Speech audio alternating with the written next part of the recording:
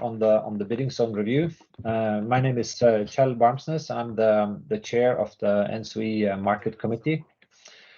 We are organizing this workshop in order to inform the stakeholders on the current bidding zone review process.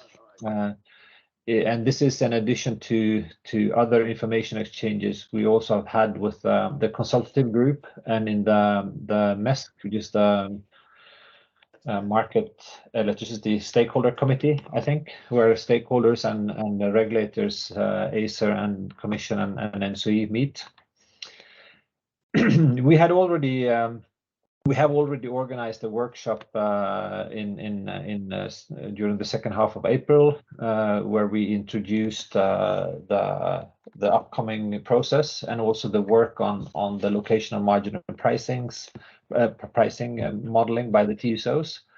And this the LMP modeling data really was the basis for ACER's decision on the alternative configurations.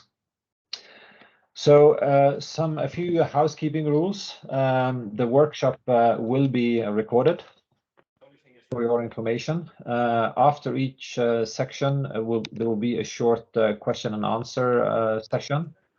And you may use as normal to raise your hand in Microsoft Teams, or you can post your question in the chat as well.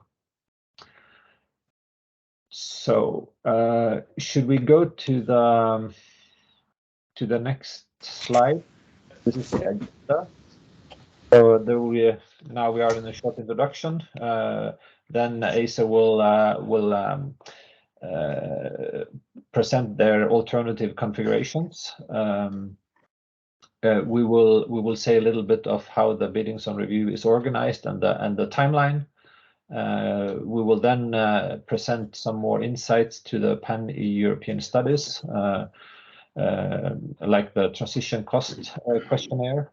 Then there will be an update from the bidding zone review region, Central Europe, and then another one from the Nordic region. And finally, there will be a conclusion at the end of the meeting.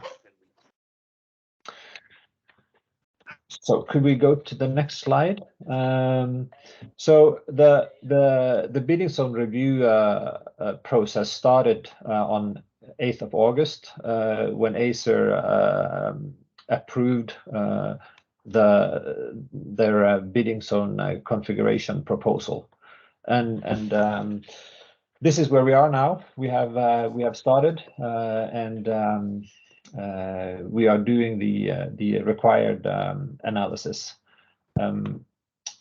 I think with those words, I can pass it over to ACER, and I think it is Marco who will kick it off. So thank you very much, and please go ahead, Marco. Thank you, Kjell. Good morning, everyone. It's Marco Pavesi from ACER. I'm a policy officer in the market monitoring team in electricity. And today I'm going to present briefly the outcome of our decision on the alternative bidding zone configuration and the main steps that we will take from there. Yeah, we can go ready to the next slide. So just to clarify from the beginning. So I'm not going to go too much into details on how we have came to this conclusion. So what was the methodology behind our decision, but I will focus mostly on the outcome. As Kjell just mentioned, we have adopted our decision on the 8th of August, and this was following from the lack of configuration that were submitted by TSOs for the continental Europe area back in 2020. We used our high-level approach that was consulted with a public consultation in July 2021 to come to our configurations, and we made use mostly of the LMP simulation results provided by TSOs, as well as some additional analysis, mostly on the loop flows, as I will mention in just a few seconds. In terms of legal framework, everything started from Article 14 of the Electricity regulation, and more in particular Article 14.1, which prescribed that the alternative bidding zone configuration have to be selected based on two objectives mainly. So the maximization first of economic efficiency, as well as the maximization of cross-zonal capacity. And to mimic those objectives, we have based ourselves on two high-level indicators. The first indicator is the geographical nodal price dispersion within a bidding zone, and this is coming purely from the LMP results. And for this indicator, the higher this value, the higher the scope to manage congestions via better bidding zone delineations. So this is the first indicator. The second indicator, which deals with the cross-zonal capacity aspect, is to capture the cross-zonal capacity which is taken away by loop flows and internal flows on some network elements that are critical. And also for this indicator, the higher the value of these flows, the higher the scope to increase cross-zonal capacity via better bidding zones delineation. Finally, besides those indicators, we also took into consideration the configuration that were submitted by TSOs in 2019 and in 2020, as well some feedback provided by TSOs on the initially proposed configurations back in May and June of this year. Yeah, now we can move maybe to the next slide. I will first present the outcome in terms of continental Europe bidding zone configuration, and secondly, I will move to the Nordics area. So for continental Europe, we have proposed alternative bidding zone configuration for 4 member states, namely Germany, France, the Netherlands, and the north of Italy. So for Germany, we have 4 alternative configurations, 2 with splits into 2 bidding zones, 1 into 3 bidding zones, and 1 into 4 bidding zones. And the main reason for which we have focused mostly on German configurations for continental Europe is because we have built a ranking based on the indicators that I was just presenting before, and Germany was consistently ranking first in terms of both indicators. So we saw significant improvements in terms of price dispersion and flows not stemming from capacity allocation. So that's why the focus for continental Europe was particularly for Germany. And you see that 2 of these configurations for Germany were actually some proposal of small changes compared to the Acer clustering algorithm, following some borders of TSO's control areas. For France, we only have 1 configuration into a 3 bidding zone, and is purely derived from Acer clustering algorithm, in particular spectral P1. And the main reason for having France into this list is because it was ranked as the 2nd poorest bidding zone and country in terms of the 2 indicators. However, we only saw some limited improvements when splitting France into more bidding zones, and hence we only focus on the configurations that were showing the most significant benefits in the whole ranking. Moving on to the Netherlands, in this case we have also 2 bidding zones, and this is coming from another clustering algorithm that was used in our calculations. And finally, in Italy North, we have 2 bidding zones, and in such a case, also purely based on Acer clustering algorithms. The main reason for having also the Netherlands and Italy North in this proposal comes from the fact that we were consistently ranked 3rd and 4th countries in terms of the 2 indicators, combined with the fact that we see some improvements when splitting those countries along those borders. 2 important additional elements to keep in mind. So this list only shows the individual configurations for those member states. However, we also ask TSOs to study at least the 2 most promising combinations out of this list. So meaning a combination made of 2 member states and based on the intermediate results obtained during the bidding zone review study. So for instance, this will be a combination of 2 member states, member state X split, for instance, into 2 bidding zone, combined with a member state-wide split into a 3 bidding zone as an example. So this is an important element to keep in mind in the course of the bidding zone review study. The second element that we also list in our decision, it's on the fallback configurations. So we have envisaged 3 fallback configurations for Germany, and this was mostly due to the challenges that we have been facing in the unique assignment of generation and load units to bidding zones. So to overcome this issue, we have proposed some fallback configuration that the TSOs would need to study in case our default configurations are not really allowing to meet this criterion as prescribed in the CACM regulation. So that's all about continental Europe. Now we can move on to the Nordic area. Here we only have configurations for 1 member state, which is Sweden, and we have 4 proposals, 2 to have 3 bidding zones and 2 with 4 bidding zones. So here it's important to note that in such case, we also have proposal of mergers of current bidding zones, because you may know that currently Sweden it's split into 4 bidding zones, and 2 of our proposals are into 3 bidding zones. So in such case, we have also allowed for mergers of current bidding zone if these new configurations are found to be performing better compared to the status quo.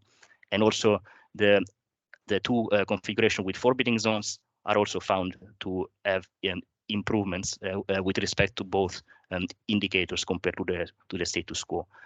And similar to the German case, we also have 2 configurations that are purely coming from the clustering algorithm, so spectral P1 in such case, as well as 2 configurations where the Swedish CSO was suggesting to have some modifications on our configurations. It also important to notice that actually we didn't just consider those configurations from the TSOs as such, but we also have checked whether they were performing at least the same as our configurations in the overall ranking of configuration. So this is also why we have finally accepted to study those configurations in the end. And finally, one last word about the Swedish configuration is that the focus is confirmed to be on the area around Stockholm. So, and this is in line also with the alternative configuration that were proposed by the Nordic TSOs back in 2020. So we see some consistency here in the proposals from the Swedish TSO in 2020. I will conclude now very briefly with the next step that were actually mentioned already by Kiel in the beginning. So we are currently in the phase of TSOs conducting the bidding zone review study, which is supposed to end in 12 months from the adoption of ACER decision, so in August 2023. And after that, so within 6 months after this deadline, the final decision on whether to keep or amend bidding zone will lie on EU member states. So this is the final step on which we'll be deciding upon. Maybe a few words very briefly also on the geographical maps. So if you go to the next slides, I also have the geographical maps corresponding to those configurations. So just for the sake of having this in mind for the whole audience. So here you see the 4 configurations for Germany. So we have the K-means into 2 on the left, then the modified version following the comments from the German TSOs, and then the 1 into 3 and the 1 into 4 bidding zones. So this is the geographical map. So you can also find all of these maps, of course, in our Annex 1 of the decision, which is published on ACER website, if you want to have a closer look at them. Now, yeah, we can move to the next slide, which shows the one for France. So this is the configuration which is found to be the most beneficial in terms of the 2 indicators that we've been using for the ranking. So also in such case, we were considering in the end some a very minor suggestion as proposed by the French TSO. Yeah, the next slide is about the configurations for Italy North. So here it's important to note that we only consider configurations for the northern part of Italy, and we have a proposal in 2 bidding zones as as the one that is performing the best in terms of the two indicators. Finally, I'll focus on the Swedish configuration. So also here we have 4, as in the case of, first the Netherlands. So we have also split into 2 bidding zones for the Netherlands. And maybe one element that we can see is that this border between the orange and the blue dots follows very closely the proposal that was informally submitted by the Dutch TSO back in 2019 and 2020. So also in such case, we see a strong consistency between the outcome of the clustering and the proposal that was made by the TSOs before that. And finally, indeed, we can conclude with the Swedish configuration. So also, as in the case of Germany, we have 4 configurations here, and maybe a few words on the second and the third. So in the second configuration, you see that actually compared to the status quo configuration, we have a full merge of the current SE1 and SE2. So there is a strong consistency between these borders and the ones that are currently there. And in the Stockholm bidding zone, so the yellow area that you see in the map, compared to the one on the left, we also have the Forsmark power plants and the Fennoskan interconnector. This is the main difference compared to the first picture on the left and the second picture. Similarly, for the last picture, so the modified version proposed by the Swedish TSO, here we have the current status quo between SE1 and SE2. So it is exactly the same borders as today. And also in such case, we have the so-called Stockholm bidding zone with the Forsmark power plants and the Fennoskan interconnector. Yeah, that's all in terms of presentation from my side. Thank you for your attention, and yeah, we're happy to get any questions you may have. Thank you.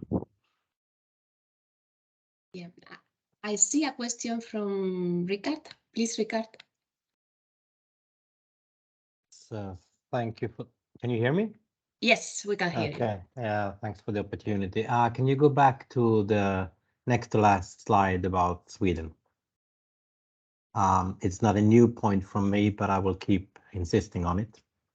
I don't know if the Swedish TSO is on the call or it's someone else, but yeah, Stockholm area. I am from Stockholm, but I've also grew up in a city called Västerås. It's about 100 kilometers west of Stockholm. One of these maps is actually including that city as well, as it seems. And Stockholm is actually relatively geographically small city, a lot of people, but I'll get to my point now. I don't have to be like this, but really, it is still not sufficient to just know that in one of these, of course, the Forsmark power plant and the Fennoskan in one of the options completely, and I mean completely, change the demand supply in that bidding zone versus the rest. Yeah, so sort of the price formation within that and linked to that would completely change if it's in and out. So that is good information, but still, just having dotted maps when you're asking as well, and it's good, and they need to be asked about and transition costs. There shall be, I've been told and asked for, that should be a benefits study as well on what actually is for implementation. But is there not now soon a time where at least the limitations on a more map, and I'm not asking for each critical network element, so please don't respond by that being a security constraint, because I've heard that, and that's that is what it is. But there needs to be at least an indication of and you can start with the NTC capacities. The NTC capacities in and out of that Stockholm area and between all the other bidding zones in these 4 configuration, because it's not just the Stockholm area which shifts a lot, which really makes it different, because in the smallest of granularity, as far as I know, the one spectral P1 in the third one, well, actually you would have a bidding zone that has actually 0 production essentially. Yeah. have some consumption, but production, consumption, of course, a lot, but zero production, basically. And apart from that, you also see that I can also see that there are river systems in like the Dalälven is a fairly major river it is the southernmost of the 8 hydro rivers in Sweden, yeah, in the north and middle. Now that one seems to be shifting, whether it's in the north or in the south, or whether it's and so my plea and my asking is that there has to be at least an ENTSO-E mapping of some sort, and at least an understanding of the, and it could be just an indication of the annual production and consumption. Take historical values of production and consumption in these 4 different scenarios or setups. What are the ENTSO-E capacities in and out? ENTSO-E, I'm not asking critical network. What is connected in terms of a number of interconnectors, plus what is at least the production consumption assumed or actually factually have been in these bidding zones as they configured in the past and now. Because I think that without that, you're leaving the market and the effects of this in the dark. Thank you, Rickard. I think we understand your question, and I would like to invite, I think we have our colleague from the DAM is here from the Nordic region. Maybe DAM, you would like to.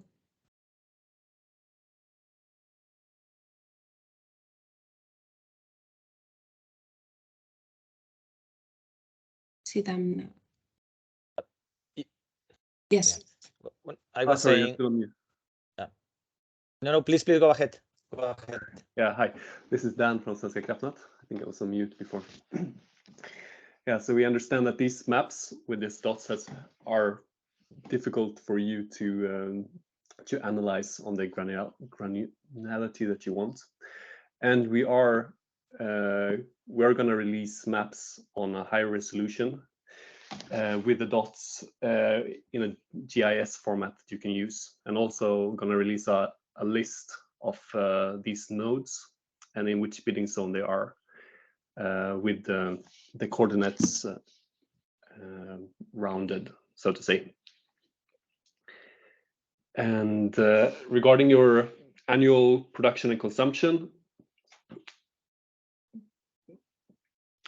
it's we are looking into it, but it's not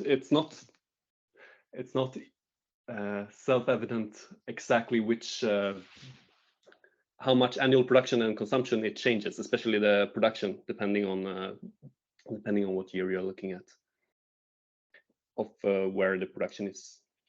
Or do you want to have the installed production or the actual annual production? Well, we can have, you could have both, but of course, I to start off with, if you have the energy, I mean, certainly there is a difference, please. Forsmark produces about, on average, 20 terawatt hours per year. The rest of the smaller Stockholm area produces what, 2 terawatt hours at best? So of course it makes a difference, yeah? Now, I talked Västerås and so on. So I think, at least it should be possible for you to give indications on how on what is the current take 2021, take 2020, forget about if it was COVID or not, but give the numbers on that, and maybe a number of what you expect in 2025, which I think is not going to be drastically different, yeah. But also again, it's fine that you're going to give some. I didn't understand the first term. I misheard, but the critical net one. But what I was asking for was actually, at least on a high level, the ENTSO-E. And I know we are going to a flow-based model, but even in the flow-based model, you have the ENTSO-E as an upper bound, in the sense that so in order to it all be able to judge what kind of price effects these could have. And then also the supply demand and the possibilities to hedge short and long, etc.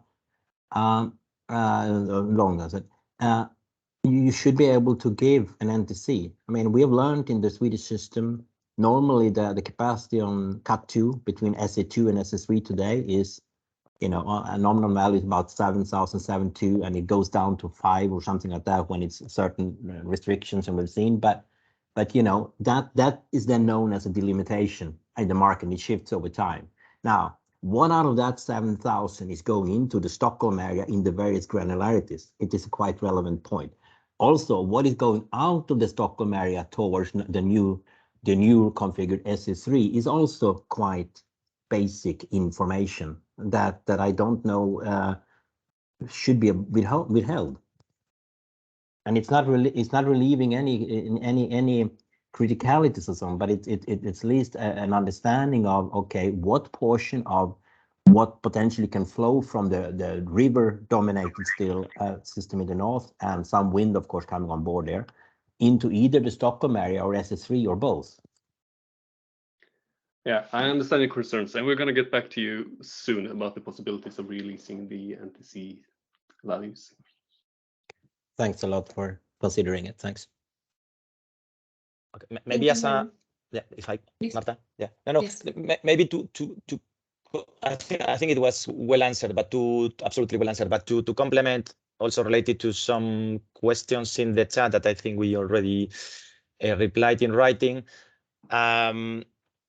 We understand that the NTC values will anyway be assessed in the course of the bidding zone review. So it might be the case that for the newly proposed bidding zones and therefore borders, the NTC values are not known currently, as opposed to, for example, information on the network, but this will be soon assessed by TSOs, because this is possibly the first part in the modeling chain that needs to be clarified before entering into the modeling. So this is our understanding that this will be communicated or possible to communicate during the review starting now. And maybe, okay, I was informed that my audio is not good. Is it okay now? Yeah, now it's working. Okay, if not, let me know. And I tried to change. And then maybe one aspect on the size of the bidding zones is that a priori, like saying that in the case of Stockholm, it could be an area with relatively sizable consumption, but very limited production. A priori, we did not put any constraint with regard to the size in terms of generation and consumption, because there was no much willingness, say, among regulators, possibly not neither among TSOs, to have the size as a criteria. So this is a reason why we did not put such a constraint. And also, in a way, maybe the link is a bit far, but still is relevant. I mean, in the discussion of bidding zones, there is, as you know, an ongoing discussion on how to handle offshore bidding zones. That this would be an extreme case where there is no demand at all, and still it's fine as relevant to consider bidding zones. So we still need that irrespective of the size of consumption and generation. There could be a case for bidding zones of a small or big. But of course, this might bring other challenges in terms of liquidity, etc., competition. That of course will be part of the bidding zone study. We do not we acknowledge that. So sorry for the long answer. Yeah. And I should maybe add that the unbalance between production and consumption was one of the factors of why we did the remarks we did to the first proposals, and why we have these number 2 and number 4 with a bigger, large Stockholm zone area.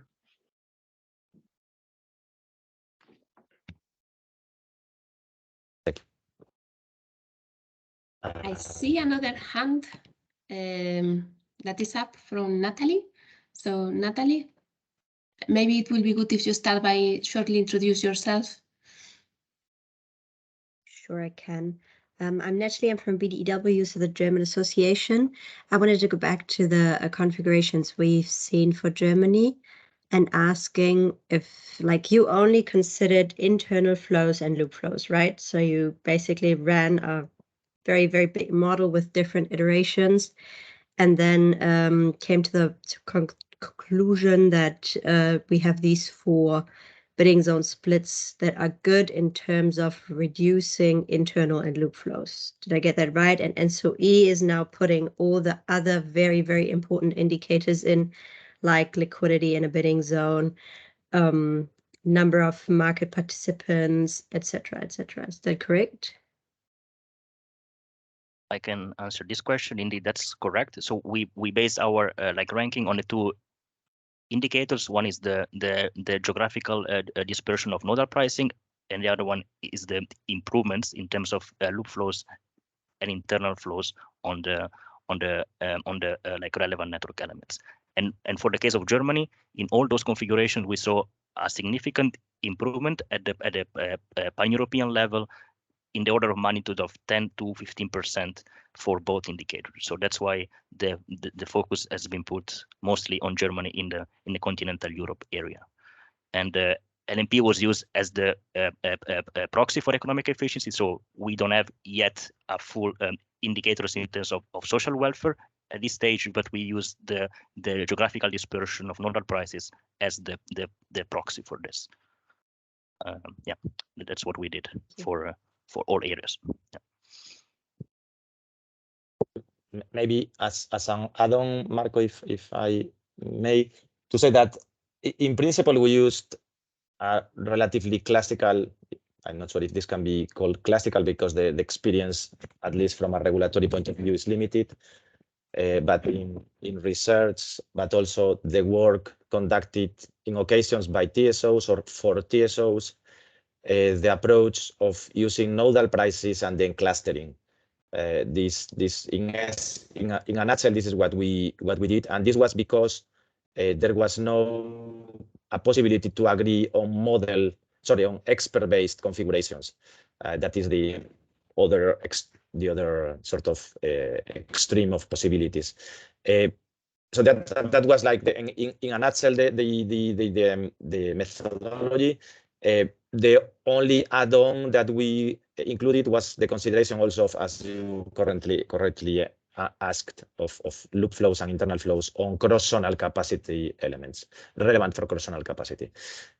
So this is why we use the two, so to have a complement. But yeah, in principle, we used methodology that is traditionally, let's say,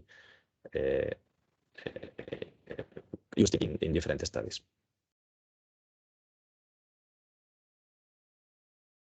I think there was before more questions orally, I think that there was a consideration about the hedging opportunities. I think it was more of a comment, but maybe I could say a word.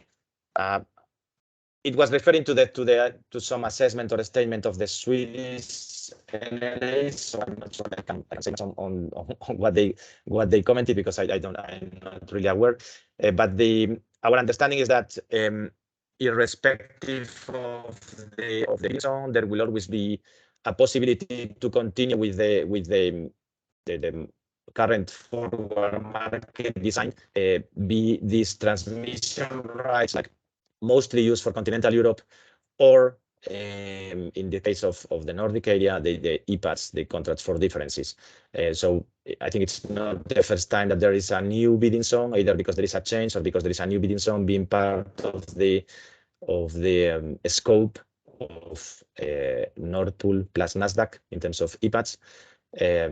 So yeah, we understand that this per se should not be a problem. What could be a issue to be analyzed is indeed the liquidity and how this could affect hedging opportunities. Just a brief comment. Nord Pool does not have a role in financial long-term markets. It's the reference price of SDAC, and as you know, we have Nemo competition in major parts of Europe, continental Europe, the core region. Not all core region, but many, and Nordic, Baltic, and so it's the only role that right. Indirect is the price in itself, but we have no role in the rest. So, and Nasdaq is not alone. There are others who trade and facilitate. But I'll stop. Sorry. Thank you. No, it was not my intent. I was referring, as you said, to the price reference provided by the system. Yeah, okay, that's perfectly clear. That's right. Sorry for intervening. Someone else was on the line, I think. Yeah, I think Dan would also like to intervene. Please, Dan. Yeah, this is not a comment to this, but just an answer to the previous question. I double checked with our modeling team, and because all the simulations are done in the flow-based model, we will not be able to. We will not have any NTCs to share, but we will share both installed and total energy per bidding zone for the produced and consumed. I don't buy that, but we can come back on that. You can provide them to see anyway, but because that has to be an upper bound. But let's not discuss it here. We can take it separately, but I don't buy that.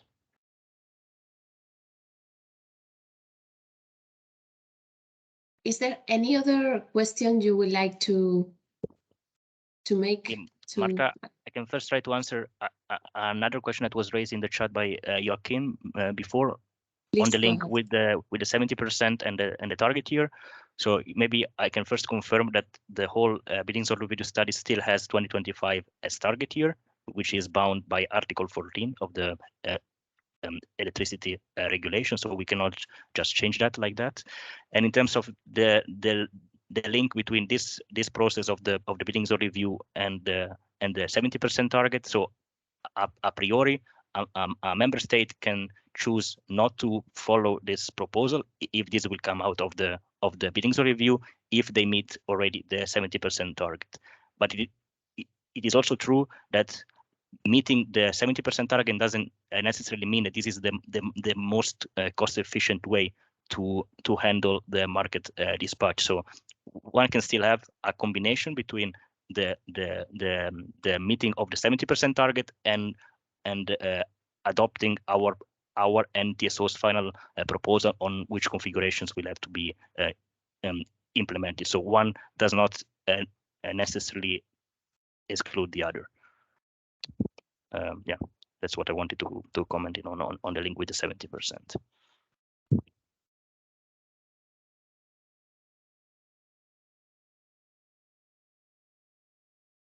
Any other question on this part of the meeting? I don't know, any additional question you want to take from the chat? Richard?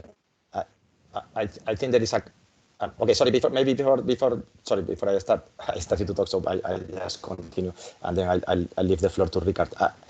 Our understanding is indeed that the 70%, because there is a comment here, it also applies to internal bidding support. This is our understanding, and indeed we are well subject to data availability. We are monitoring ourselves not only the cross-border borders, but also the intra-country bidding supports. The question comes down to a legal nature. I'm not a lawyer, but at least this is the interpretation we are following for our monitoring, despite the fact that in occasions we didn't have. Yeah, again, the audio is not good. Sorry for that. Hope it improves. This is the assumption we are using for our monitoring in general. So I wanted to clarify that. Hope I was heard because of the audio problems. Yeah, I think it was okay. We managed to understand your answer. So maybe Ricard, then the last question. Yeah, sorry for being so intense in my questions, but what strikes me is a bit odd in this, and this isn't necessarily it's not just the Swedish, it could be for all the continental as well. While of course the bidding zone splits suggest that they are much bigger, but that in these processes, the size of the bidding zone is not per se considered.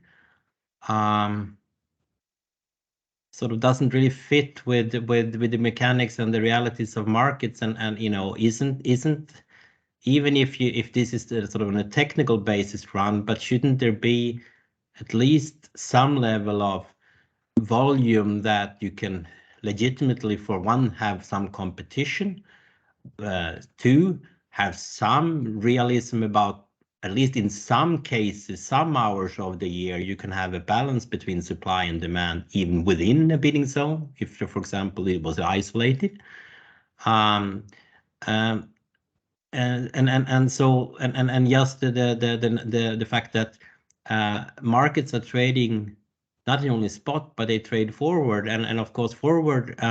I mean, if you look at that Stockholm area, let's suppose you would have similar type areas around Europe. How many areas would we have then? 500 or more, I think. So I'm a bit struck by that notion, and I then stop by saying another thing that I think still is valid, but maybe it can be done. But I've been struck by the fact that there is no counterfactual setup done.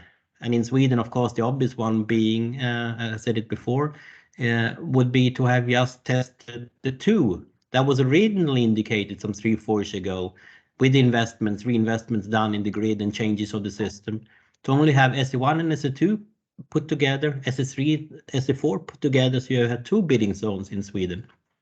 That could have taken on board many of the liquidity and other concerns, whereas these alternatives put on the table, I don't think takes on board any of the real concerns about liquidity in all time frames. Yeah, in day ahead, it's not a time frame, it's not a liquidity problem because the volumes are still there. But and I don't, I'm not the best judge on Germany and the rest, but I mean, similarly, there are questions there as well, but of course they are bigger. But still, that the starting point is not at all considering the size.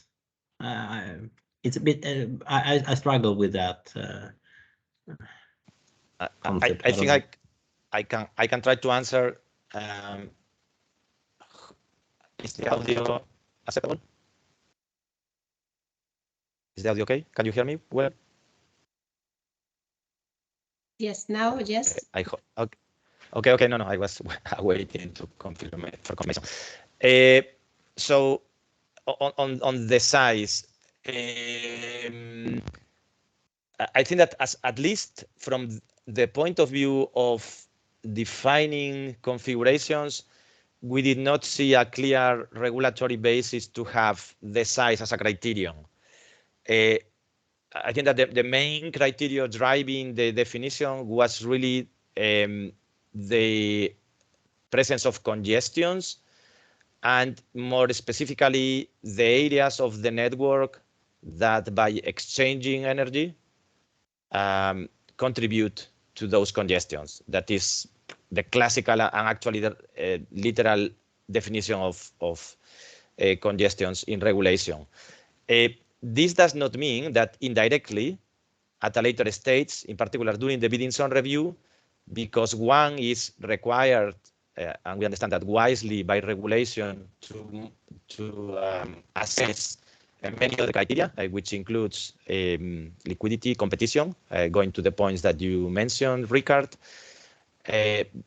By doing so, you indeed are considering the size indirectly, because if competition or liquidity because of relatively small size becomes a concern, this will pop up during the review, and this eventually might become a reason that to offset other potential benefits. I think that there was also a valid comment in the chat about that. I mean, we are all aware that a possibility, not necessarily under the radar, very realistic in the short term, at least for Europe, is the nodal pricing. And in nodal pricing, it would be the extreme case, no? And one could argue that could be a possibility, no? But obviously, this is not what we are discussing today. And then maybe on the so in being short, I think that it will be considered, and it will be considered during the bidding zone review, but in a different manner. Also, I think it was mentioned a couple of occasions the need to have a balance, supply and demand. On that, we have a slightly different view than TSOs or other comments that we saw. We are not so sure that this is a criterion itself. I mean, of course, we understand that there could be a reason to, for example, kind of come up with relatively homogeneous in size bidding zones. That could be a criteria. But when you have congestions, in many occasions, it's because there is a deficit or a surplus of generation or load, one or the other, in an area. So it's actually could be the opposite in the sense that actually a very imbalanced bidding zone could be a reflection of congestion, or could be the explanation for congestions.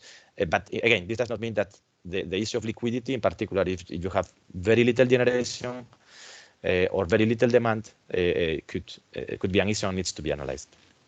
And then on the second, on the counterfactual, sorry for being a bit long, on the counterfactual, again, well, first of all, obviously the counterfactual, the first counterfactual this is clear possibly to everyone, but just in case, is per se the status quo. So by definition, the starting point is the status quo. So it's the configurations as they are today. So any analysis will be comparing configuration X with the status quo configuration, and therefore the delta or the decrease in benefits and costs. And then with regard to the specific possibility of analyzing the merge of the North, meaning Sweden 1 and 2 on the one hand, and Sweden 3 and 4 on the other hand, as you can see in the configurations, the first part actually came up also naturally from the clustering algorithm, in the sense that it suggested, if not directly, very, very closely, the possibility of having the merge of Sweden 1 and 2. And then with the comments of TSOs, we refine it in one of the configurations to make it perfectly matched, which in our understanding makes sense to sort of facilitate also any transition. But it did not suggest the merge of Sweden 3 and 4 at all. And more is so that we actually, for any configuration in Sweden that for which we only had 2, so we consider configurations into 4, into 3, into 2, but those that were into 2, it would cause, at least with our indicators, that is the one that we had at hand with the information we had and with the scope of what the analysis for configurations is, there was a big deterioration of cross-zonal capacity. So a lot of capacity on cross-zonal elements or cross-border elements would be consumed. So this is why such a possibility was not proposed. At least for the time horizon, we are bound to by regulation, that is 2025. Sorry for the long answer, but I didn't find a way of being doing it shorter. Thank you. Hope it answered or helped too. Yeah. Thank you. Thank you, Rafa. I don't know. Would you like to take one last question or comment from the chat? There is one about investments. I think that this can be easily answered. I think that we have to disagree. I mean, congestions are not to be tackled only by investments. Investments is indeed one tool, but precisely the bidding zone, the same as with redispatching actions or remedial actions, there are the three possibilities to tackle the same problem. That is the need to address congestions, or the need to ensure that the electricity flows from generation to load. The three are very well envisaged in regulation, and they compete among them. So whatever the three is more efficient, this should be the one we go for. This is how we see it and how the regulation is laid down in our review.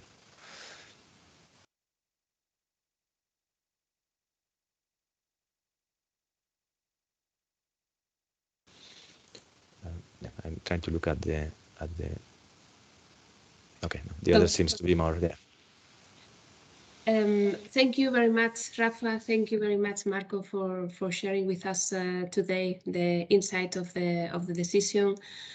Unless there's any further question or raised hands, I would suggest that we continue with the workshop. The questions, as we were saying, it will be continue answer in the chat. So having said that, I would suggest that we move to the next part of the presentation, which is a short reminder of the organization of the bidding zone review and the timeline. And for this, I would like to pass the floor to Emmanuel. No, thanks a lot, Marta. So I will go on then with these slides that has already more or less been presented by Kjell. This is an overview of the different steps of the bidding zone review and where we are. So indeed, the ESA decision has been taken beginning of August. And we are now performing the bidding zone review. So we have 12 months basically until next year, August, to provide, or the TSOs have 12 months to provide an advice to the member states on what would be the most efficient bidding zone configuration. And based on this, the member states will decide what configuration to be implemented as the case may be. So this slide has already been presented in the webinar we had in April. This is how we intend to organize the bidding zone review itself. So we have different bidding zone review regions, and the study are going to be performed in these bidding zone review regions, except for two criteria that are going to be studied at the pan-EU level, which are the criteria on transition costs and the one on liquidity and transaction costs. But all the modeling activities are performed at the bidding zone review region level. So based on the ESA decision now, the two bidding zone review regions which are impacted are Central Europe and the Nordic. And we will present afterwards how this the study is tackled in these two regions. Here is a timeline on the study itself. So we started, as said, beginning of August after ESA decision. We intend, as foreseen in the methodology, to provide the input data to ESA beginning of October. And these input data are going to be published beginning of December, as also foreseen in the methodology. Another milestone which is important for the external stakeholder is this public consultation, which is most probably going to be conducted beginning of February, 6 months after the start. Again, as prescribed in the methodology. Otherwise, you can see here the different milestones and the different activities that are taking place in parallel or one after the other, depending on what activities exactly. So we had the public webinar today. We intend to have one also beginning of 2023. The date is not set yet.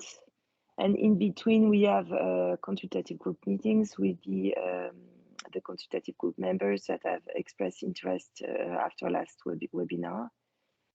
And these bidding zone consultative group meetings are taking place more regularly. I think we can go to the next step, Marta. So here again is a summary of different dates which may be important from a stakeholder point of view. So we summarize again what I've already presented on the previous slides. With a bit more detailed, but it's more or less the same information. We put also the date of the different MESC meeting so that you can have an overview of the different milestones. So I would go now to the pan-EU study, which is one of the topic that we wanted to present today, and especially the questionnaire on transition costs, which has been published recently. So Marta, I think we can go to the next slide, maybe to give a bit more information on why we have published this questionnaire. So as said, there are among the 22 criteria that will be assessed during the bidding zone review. 2 of them are going to be assessed at the pan-EU level, which are criteria number 6 and criteria number 11. And for these 2 criteria, we have to organize pan-EU studies. We have, as TSOs, contracting the Compass Lexicon to perform these 2 studies on our behalf and to provide us expertise on market liquidity and transition costs. The first milestone for the transition cost was the publication of the questionnaire, for which we would need feedback from the market parties, especially, and all external stakeholders. So we are basically asking you to fill in this questionnaire and to provide us with an estimation on the foreseen transition costs, so that we can afterwards make an assessment and an estimation on the overall transition cost per bidding zone configuration. This questionnaire has been published on September 6th, so about 10 days ago, and is going to be online until October 31st. So you will have basically 8 weeks to provide your estimation on these transition costs. Marta, I think we can go to the next slide. So here is the webpage where the questionnaire has been published. I just wanted to make you aware of the fact, and this has been added afterwards, after we received some remark on this. We have added 2 documents on this page, which is first a web document summarizing all the questions that are going to be asked in the transition costs, for the transition costs, and then the Excel table, which needs to be filled in by with the cost estimations. This is to help you have an overview of the different questions and to help you finalize your answer before uploading the final answer on the consultation tool. So the final answers needs to be published via the online survey, for which you have the link also on this page here in the blue square. So now I will pass the floor to Anton, who is from Compass Lexicon and who will give you an overview of the methodology that has been followed or will be followed to estimate the transition cost, and on the questionnaire itself, in case you already have some question on it. So please, Super, Anton. thank you, Emmanuel. So good morning, everybody. As said already, Compass Lexicon has been solicited by ENTSO-E in order to support them with the 2 studies mentioned. The first one is the one at hand, which is the transition cost study. And the other one is the liquidity and transaction cost study. And as mentioned already, both will form part of the wider process, that is the European Bidding Zone Review. I'll quickly introduce myself. My name is Anton Burger. I have more than 12 years of experience in the energy sector. And I'm a vice president for Compass Lexicon. I'm based in Berlin, and I also lead the German-speaking energy team, like DACH energy team of Compass Lexicon. Okay, so now we're gonna move through certain things that I think are gonna be helpful for the questionnaire, like some background and also some details on the questionnaire itself, and also some explanation for with regards to the wider understanding of what we are doing here. So first, let's look maybe at the legal basis for the questionnaire and the methodology. We are supposed to so basically the bidding zone review methodology gives us a few steers that we have to follow when it comes to the estimation. And the estimation of transition costs obviously is going to be based on the questionnaire, and that then will feed into the wider bidding zone methodology, so review methodology. So it's actually quite important to do that questionnaire properly. So let's maybe first have a look at the left part of the slide here. It's the definition of transition costs that we should be estimating. And there it is important to note that we are only supposed to mention one-off costs that are being incurred when a bidding zone is changed. So we should not be estimating costs that are generally needed in order to make systems flexible to be able to, in general, deal with bidding zone changes. So this is something where the methodology is quite clear, and as such, we should be sticking to that. So those are in the left box here, the first part and also the last part here, where we just highlighted the bits of the methodology that just set that out. And then it is also important to note that the bidding zone review methodology tells us quite clearly that all the cost estimates that we need to do should be related to very specific bidding zone changes. And this is also why you will see in the questionnaire that we are asking for different bidding zone cost estimations for all of the different bidding zones and bidding zone changes as they are currently suggested. Now, if you fill it out and you find those estimates do not actually differ, you don't necessarily need to fill out all of those questionnaires, but it is very important that we give you the opportunity to basically differentiate for each bidding zone and for each bidding zone configuration, and to give you the opportunity to basically give a differentiated answer there, because it may well be that those costs are different. Now let's go to the right part of this slide, the aim of the study. Well, the aim of the study is quite simple, and it's also set out in the methodology. So the aim is to basically understand what those transition costs are, what sort of cost categories are we actually dealing with here. And then, of course, it is also going to be crucial to get a range of a cost estimate for what those costs really are, because obviously the bidding zone review is a very large cost benefit analysis, and obviously there is a cost, and as such it will feed into the cost benefit analysis, which is the wider bidding zone review. And the last thing down there, it will also play a role in calculating something like a minimum lifetime of a bidding zone change. Yeah, I mean, it's quite obvious. If you have something like a fixed cost of a bidding zone change, you may also want to think about what the minimum lifetime of such a bidding zone, of a newly to be formed bidding zone would be, such that the whole thing is actually worthwhile from a social benefit point of view. So those are the guidelines that are given to us with regards to the study through the guidelines. Next slide, please. Now we already come to the methodology that we devised in order to, as well as possible, answer the exam question that I just set out. We use a 4-step approach. And the 4-step approach goes as follows. So step 1 is we have been defining a group of market participants which are theoretically being affected by the bidding zone review. And we came up, at least I think, with a relatively exhaustive list. You will see it on the next page, actually, of those market parties that could potentially be affected by a bidding zone review. Then the step 2, this has been most of the work so far, was to develop a questionnaire, and that questionnaire basically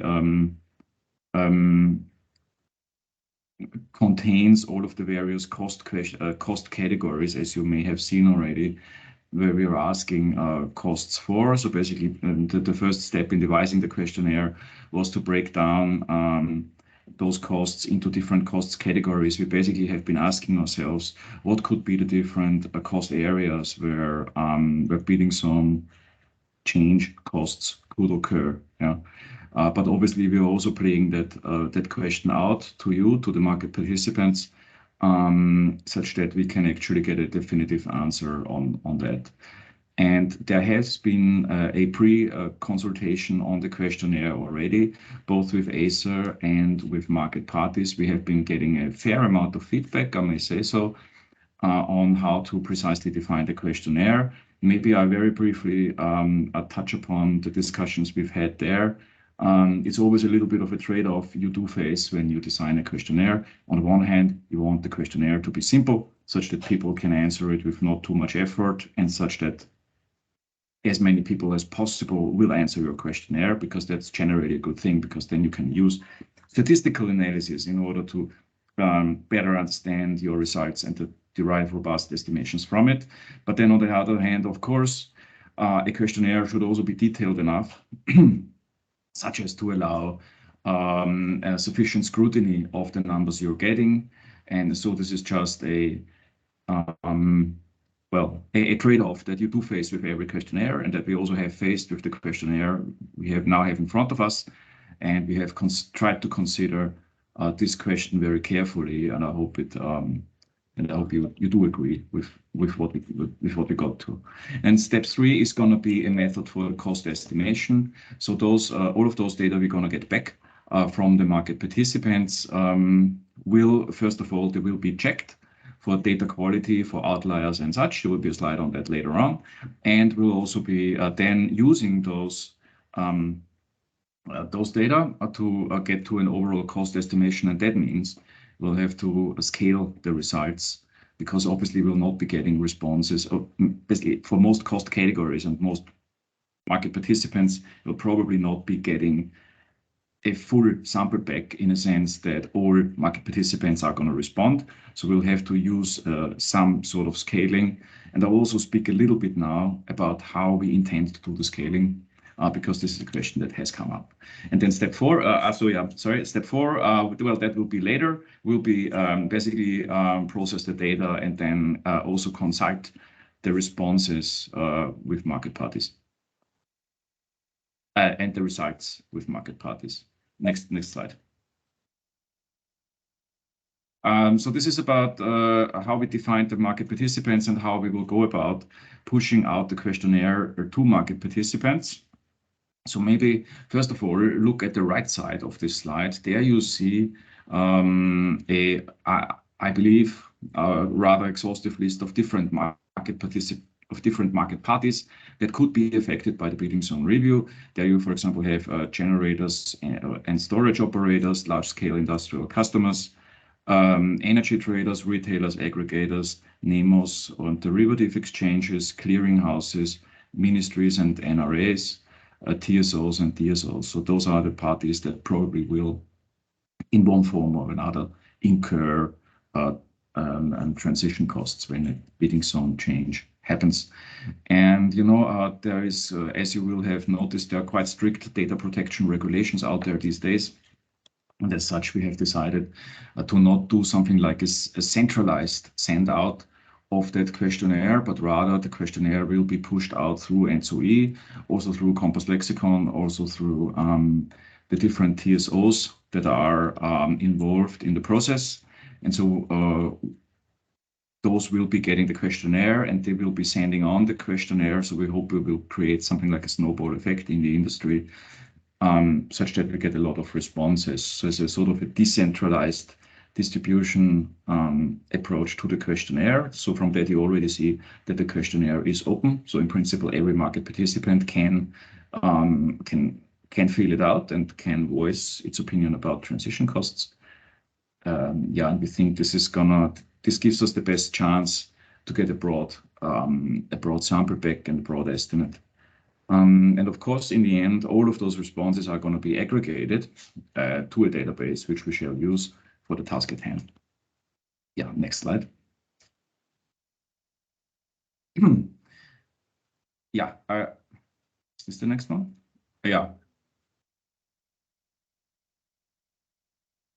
Okay, so I think we skipped the slide on data quality checks, which is fair enough. You can absolutely skip that. So basically what we are going to do is we'll look at outliers and we'll use matching methods and outlier detection methods in order to understand the data quality of the data we're going to be getting back.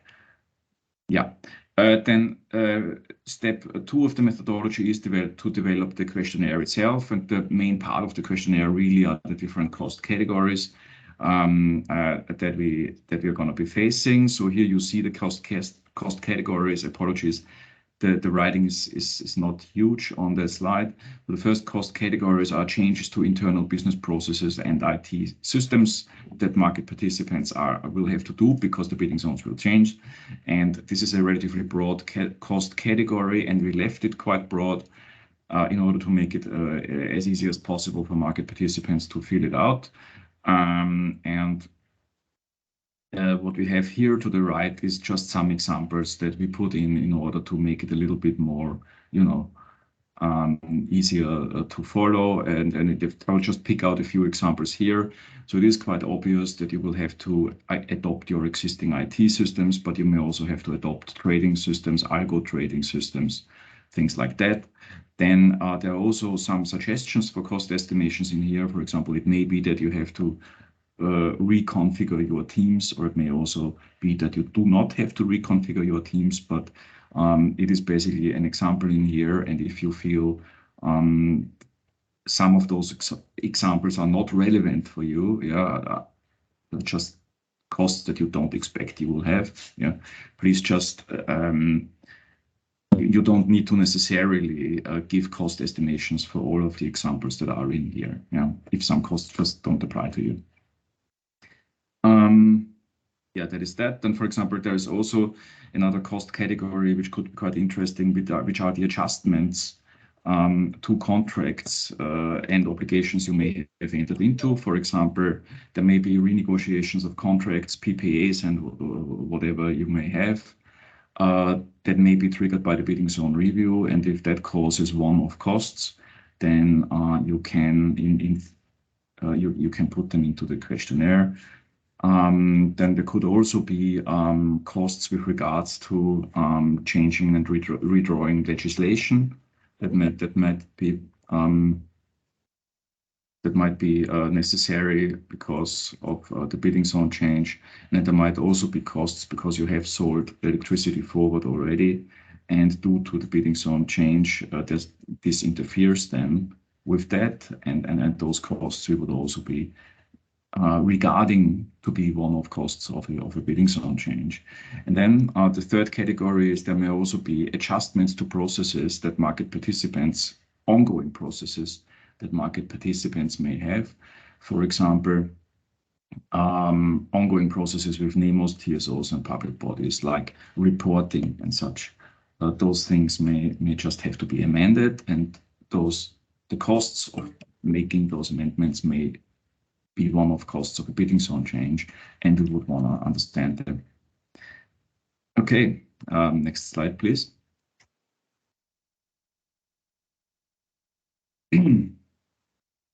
Yeah, so okay. So those are the data quality checks that we are going to do. So first of all, in general, we're going to be using several methods in order to work with the data that we are going to be getting back. And so we'll also, depending on the quality of the estimate of the data we get back, we can still be flexible with regards to the best method that we are going to use to deal with those data. And then in general, we'll definitely be using statistical significance tests on the data in order to be able to derive statistically robust conclusions from the data. And just to name a few of the tests, of the sort of data tests that we are going to do, we're going to be doing model-specific tests. We're going to be doing matching tests where we basically look at different data categories or similar players and then compare them to each other one-on-one. We'll obviously be doing statistical outlier tests. As possible, we'll of course be doing estimates against benchmarks, and we'll also be using basically standard regression quality statistics. Yeah, so much for that. Maybe the next slide.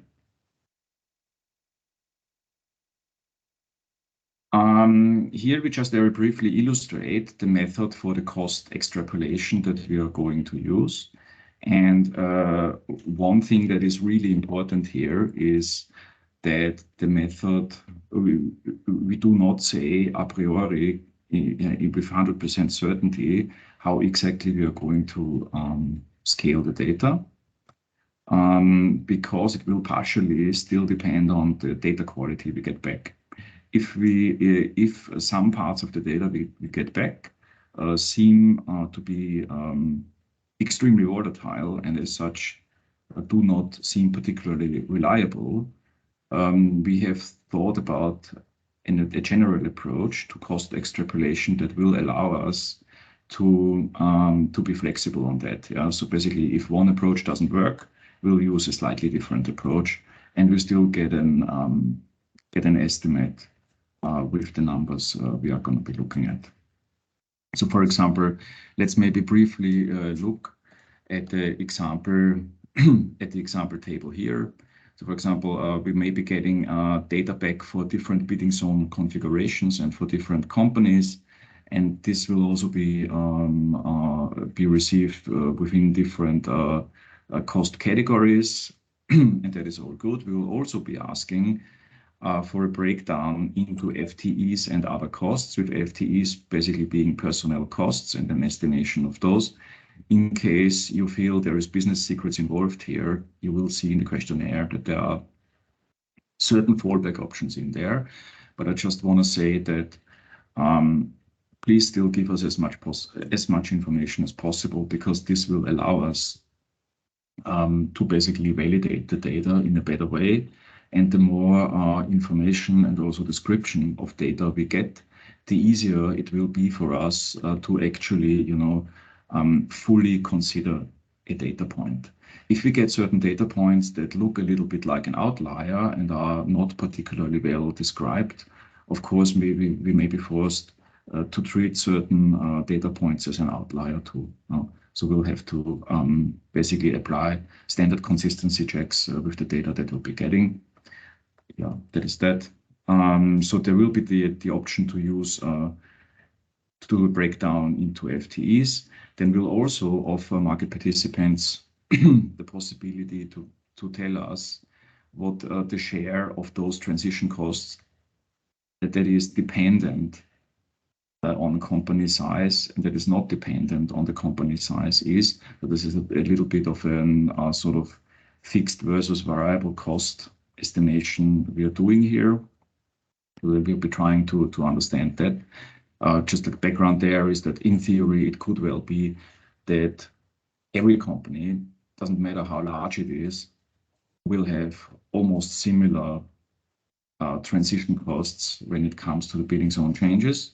Yeah, or it could well be that it's completely scalable, that those transition costs are completely scalable with company size. Yeah, and but a priori we do not necessarily know whether it is that or that, and as such we try to get that information through the questionnaire from market participants. But obviously we'll see how good the quality of the data we'll be getting back here is. And if the quality of the data we'll be getting back here is not that good, we'll just be using fallback options and scale it in a slightly simpler way. And then with regards to scaling, obviously we'll be using market shares to scale the cost estimates. So for example, if we got responses for 20% of the companies in a certain market, and the cost is, let's say 1,000, we'll just then multiply it by 5 and assume that is the total costs. So this is just like a very simplified example that I just gave you there. But in order to make the estimates we're going to be doing as robust as possible, we'll, for example, be using a sort of physical market shares and also revenue market shares in order to understand whether the scaling we are going to be doing is as good as it can be. So those were just like a few things about sort of the data structure we expect to get back. Something about the FTEs, something about the fixed cost of a bidding zone change, and just like a little bit on the scaling we intend to do, and also a bit on sort of the sort of alternative approaches and fallback options we try to use, such that we get a good result back. Okay, next slide. So now just like a little bit more information about the questionnaire, maybe in the interest of time, in order to give you the opportunity to give a lot of to answer questions. Let's go through that relatively quickly. So you will notice that the questionnaire has 8 parts. So the first part is just a little bit of an introduction that gives some additional background information. Most of it, I think you just heard. Then there's going to be a recap of the definition of cost categories, I touched upon it just briefly before, but obviously the cost categories and also those examples where I just briefly went into before are going to be described there very briefly. Then there will be a few general questions about, well, basically who you are. So please answer those too, because if you do not know who you are, it may be quite hard for us to consider the estimates. Then comes the core part, which is the cost estimation, and there's a relatively sizable table where that will come in. Then there will be a few more questions about intra-company transactions, and this is where we actually use the questionnaire to just get a little bit more additional information for the other part of the study, the liquidity and transaction cost study. Then you can give us additional remarks under point 6. Then there will be something about confidentiality, and under point 8 you can submit. There will be questions that you can send to Georgi, and I'm quite sure that a lot of those questions will then also find their way to us. I think, and with that we can go to the next slide. Yeah, so we are already at next steps. So basically, that's the timeline on the questionnaire for the transition cost study. So please fill in the questionnaire by October 31. That is 8 weeks after publication. And we'll be giving you a first estimation of transition costs to be consulted with market parties in roughly January, Feb next year. So thank you very much for that. I tried to be quite quick, and I think now we can move into Q&A. Thank you very much, Anton. I would invite to post questions in the chat or raise your hand.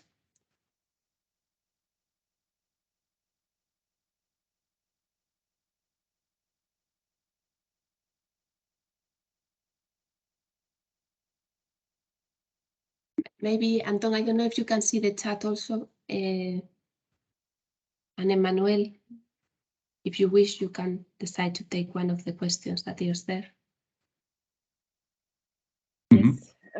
Yeah, okay. Maybe I can answer quickly the first question from Ricard on the how to estimate the costs properly with only maps and dots. I just wanted to mention here that there is an annex to SR decision, which is actually Annex 6, where you can find a more detailed known to zone assignment for each alternative configuration.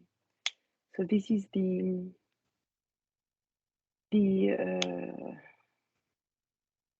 at least a bit more detailed information than only the dots on the maps. Yeah. Then I see a question on Rafa also on the agreements.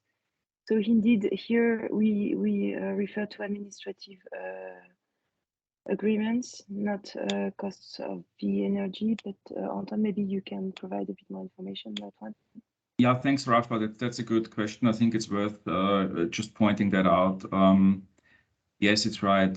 So when we speak about costs related to contracts, we would be speaking about administrative costs that you incur because you have to renegotiate, change, whatever, those contracts. I mean, we know from our own experience that those costs can be significant because sometimes you may get into, there's legal costs involved, yeah?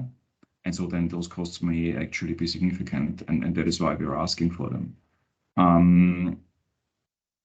Other things that have to do with a different sort of price of energy you're facing now, that's not part of the transition cost. And that's something that would have to be dealt with in another part of the bidding zone review, right? So we, just like following our mandate, we have to be quite narrow here, and we only ask for transition costs themselves. And we are not asking for differences in costs you may have now because of a different energy price level that you're facing from now on. Yeah. So this is something that will have to be considered at another part of the bidding zone methodology.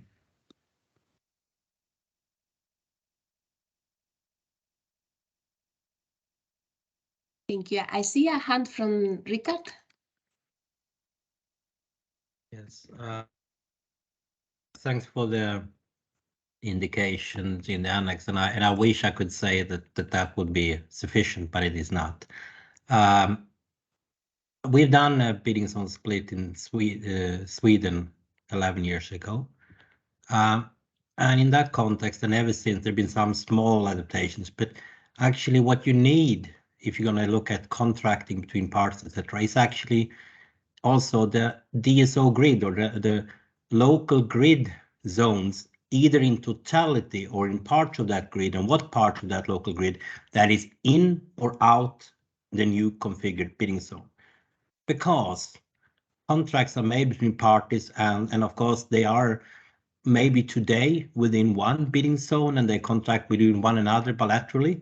But how are you going to judge any costs? So it's not just for transition costs, but in general, you cannot judge this unless you know that the counterpart you've been dealing with is suddenly in another bidding zone than yourself.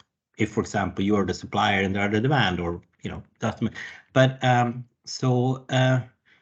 unless that type of level is indicated there, and again, or at least the grid entity, then I'm sorry. The basis for making evaluation, I still cannot see that it is there. But it's more for market stakeholders because they studied, the limited parts that, for example, exchanges you can do. It's still open and air if we have anything to add in terms of course, we have a cost for amending technical systems for operating the markets, that kind of things. But in terms of the actual, trickling down to those who really matters in the end, those who buy and sell and consume and produce power here, for them, it seems like you need to have clarity on, okay, what is in and what is out, because it can make a drastic difference if you, if you have hundreds of contracts that you now believe are within one bidding zone, then 85 of them suddenly is you are in one and the other opponent is the contract party is in another, and you don't know from the beginning if you can, you can't judge it. So you're asking for someone to second guess again on the dotted map with some caveats around it, yeah. Yeah, Ricardo, I understand. You're referring to the problem that you may have contracts for delivery or whatever, whichever contracts. No, any contract is, and again, I can refer to the Swedish case. When the division was made, it was well in advance.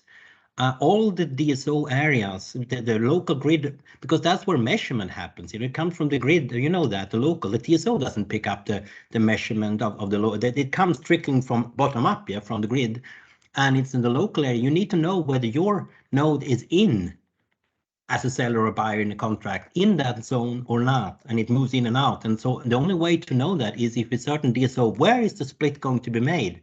Is it going to be split cutting a DSO area in the middle, which in some cases happened in Sweden, but then it was clear? Or is it going to be, and so I think that some of these particularities, at least if someone is going to try to guess or estimate costs to have even a chance, looking at you may potentially thousands of contracts someone may have with other parties, second guessing them is not so easy, I think, if you don't know any of the details. So maybe we're hit by between a rock and a hard place here, because if this can't be provided, well anyway, the estimate you may get in this study is going to be very difficult, because I have two things about that. Like, you mean it is not precise? It is the bidding zone configurations are, as they stand at the moment, for your taste, not defined. Not for my taste, it's the fact they're not clear enough. The questions we're asking. You can't judge it. Ricardo, I think we have to do the best with what we have. We have the alternative configuration. This is not the implementation phase, so as TSOs, we sometimes do not even have the information on the DSO grid. So it's I would say that the stakeholders have to provide the best information they can based on the information they have on the alternative configuration. I'm So not they will sure have to that we get, can solve they this issue individually here. have to guess. Yeah, sorry. Then everyone have to guess, and they all will guess differently in terms of if that contract is in or out one bidding zone or two. So maybe the two counterparts of the contract will guess the opposite way. Yeah. And so one say, I don't think I have a cost because I you know, I think it's still in contract within, it's not going to change anything. Well, in reality, but it will potentially. But that, you know, just to understand that flavor of the things, you know, of course there are so many other imprecisions with this, but that's just, you know, I somewhat understand, but it's a bit difficult to see how one can really legitimately answer in a precision if you don't even know. You can't even be sure about if your contract actually reflects today one bidding zone. Well, you know, today you know what your contracts are, sort of where the endpoints of it are in bidding zones. And middle points as well. I mean, if there's several, but in the future you don't. At least I don't know that you can. I mean, maybe the German delimitation is clearer than what it is in Sweden. I didn't pick that up, but I stop there. I shouldn't take up all the time. It's just somewhat of a concern. Yeah. I think, Richard, we note your concern, and I think our colleagues from Svenska Kraftnät have already said that they are working to improve the information they are sharing for this purpose. And I think this is what we can say by the time being. I would suggest that we, try to see also other questions. It's noted, and I think already our colleagues are working to improve the information shared on this. I would suggest that we move to the next question, Natalie. Thank you. Yeah, what we realized when we had a look at the questionnaire is that the questions can be very hard to answer, and that there's a lot of questions that should be in the questionnaire, but that cannot really be answered or that cannot really be considered. Like, for example, strategic decisions, investment decisions. What kind of impact does the bidding zone review itself has on investment and strategic decisions in enterprises? Which is, if you would put it into numbers, definitely a lot of money that stands behind it, but it's very difficult to capture those questions. So I think what we should do is maybe have a good talk after you receive all the answers, what you can actually do with it. Because I'm a bit concerned that we try to put a number on something that we cannot really do, and then there's like a cost comparison coming out that isn't, or that does not depict the full picture. Yeah, actually, I'm glad you're mentioning that. First, I want to say something about what Richard just. I mean, Richard, you have pointed out how shall I say, a point of imprecision in the approach. Yeah, but I think this will probably not be the first point of imprecision in the approach that we have to face here. I mean, at the moment, I see our job as making the estimate as good as possible under the constraints we are facing. Yeah, and those constraints are real. Yeah, and now, Natalie, to your point, I mean, you're raising a very fundamental point, and actually, this is why the UK is now moving to nodal pricing, and they're moving to nodal pricing plus a system of locational hedging that will be implemented, and they hope they move sort of to the ultimate system in a sense. And if you move, once you move to that system, the idea is you don't have to move anymore.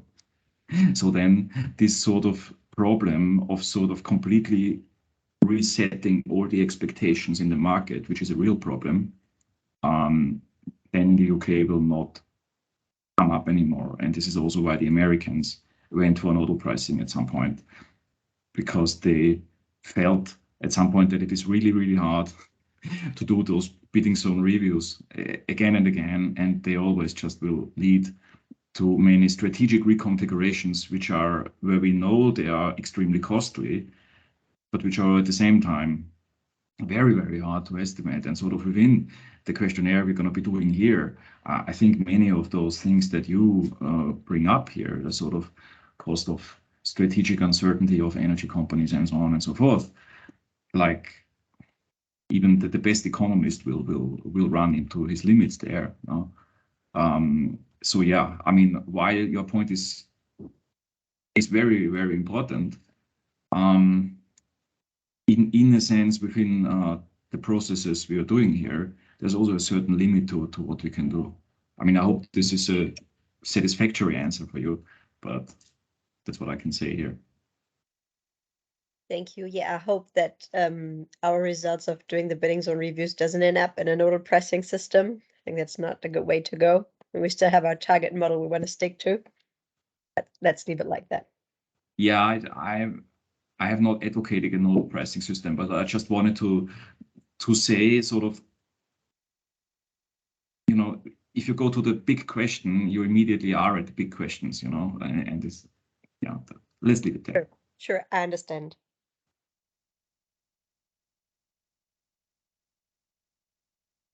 Any other question you would like to raise here in the meeting? Or Anton, Emmanuel, any question you would like to take from the chat?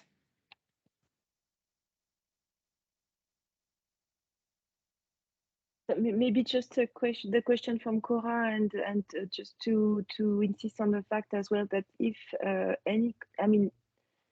any costs could have been maybe forgotten or not mentioned explicitly in the cost in the Excel table or in the cost categories, can always be added under additional costs. But of course, we need to have a clear description on what cost it is and why costs shall be considered for this specific category. But there is always the possibility to add something under the category additional costs at the end of the Excel table. Also on sorry, I think it's also a good one, a proposal for how those costs of splitting pairs of contracted parties into different bidding zones.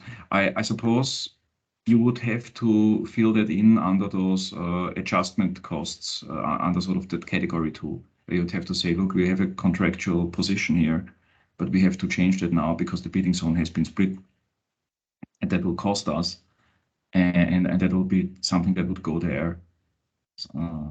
Yeah,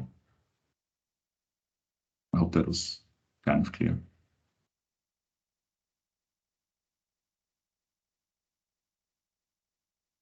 So I think I do not see any further hand raised.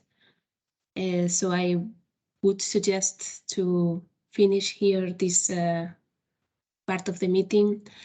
We will very much would like to encourage you to fill in this questionnaire. As you can see, it's quite an important part of the review, and will have for sure impact on the results.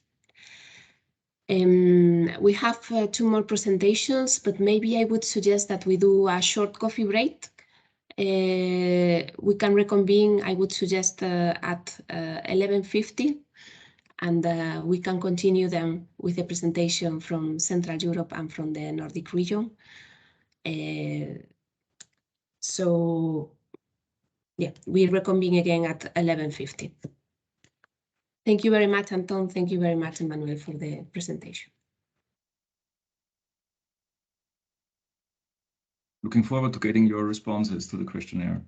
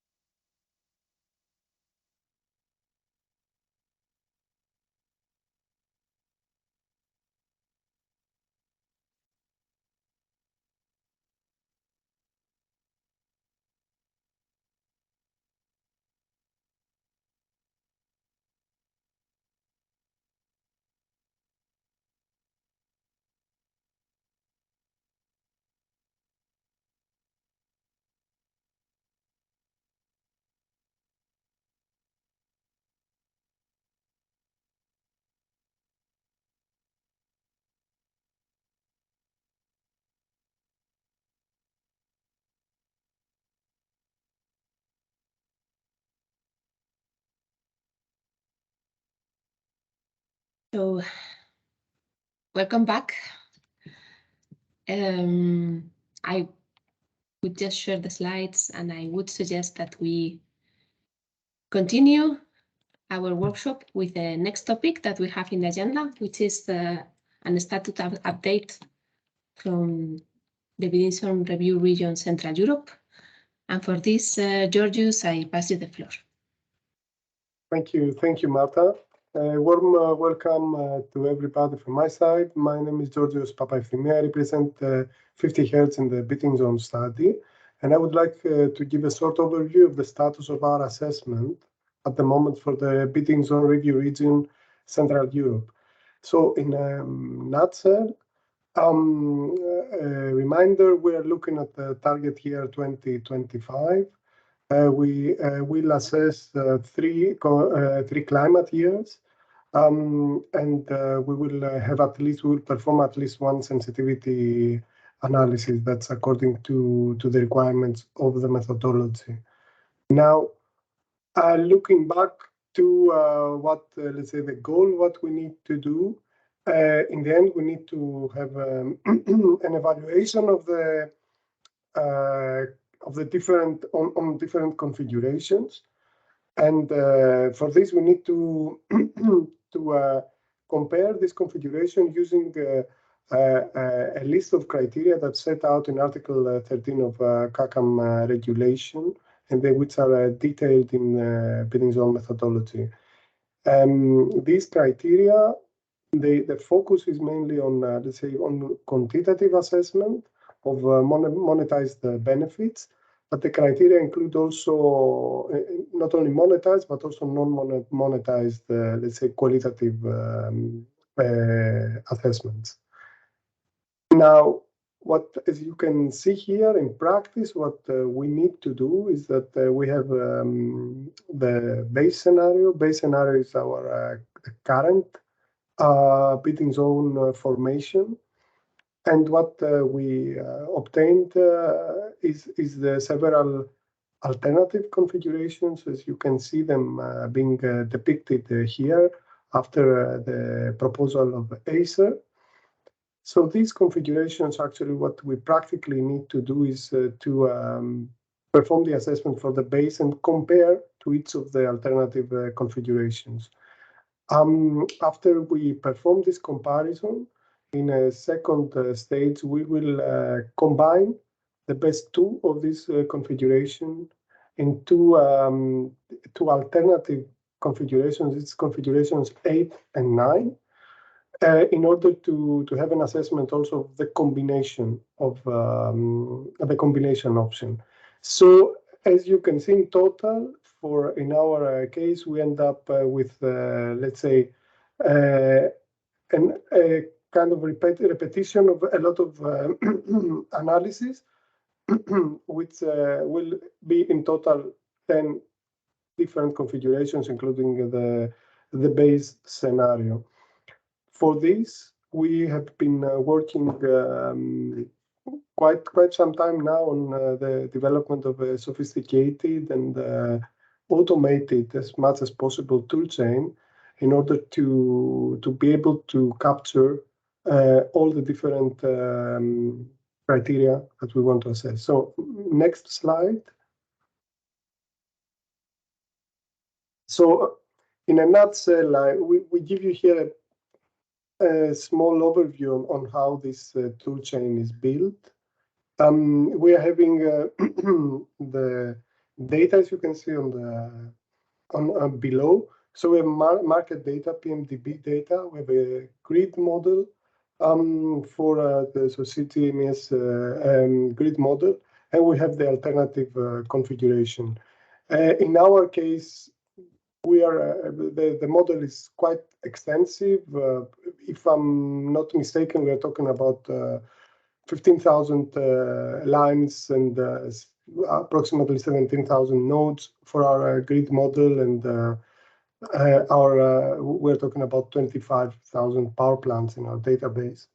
So these data are, let's say, formed automatically into the different configurations, and then the toolchain is run, and then we go step by step, and we assess in each step part of the data, let's say, that are needed to assess the different criteria. As you can see, first step is the creation of the base case, where we, let's say, the formation of the scenario that we are analyzing. In the second step, we do a capacity calculation, flow-based and NTC, according to the different configurations that we analyze.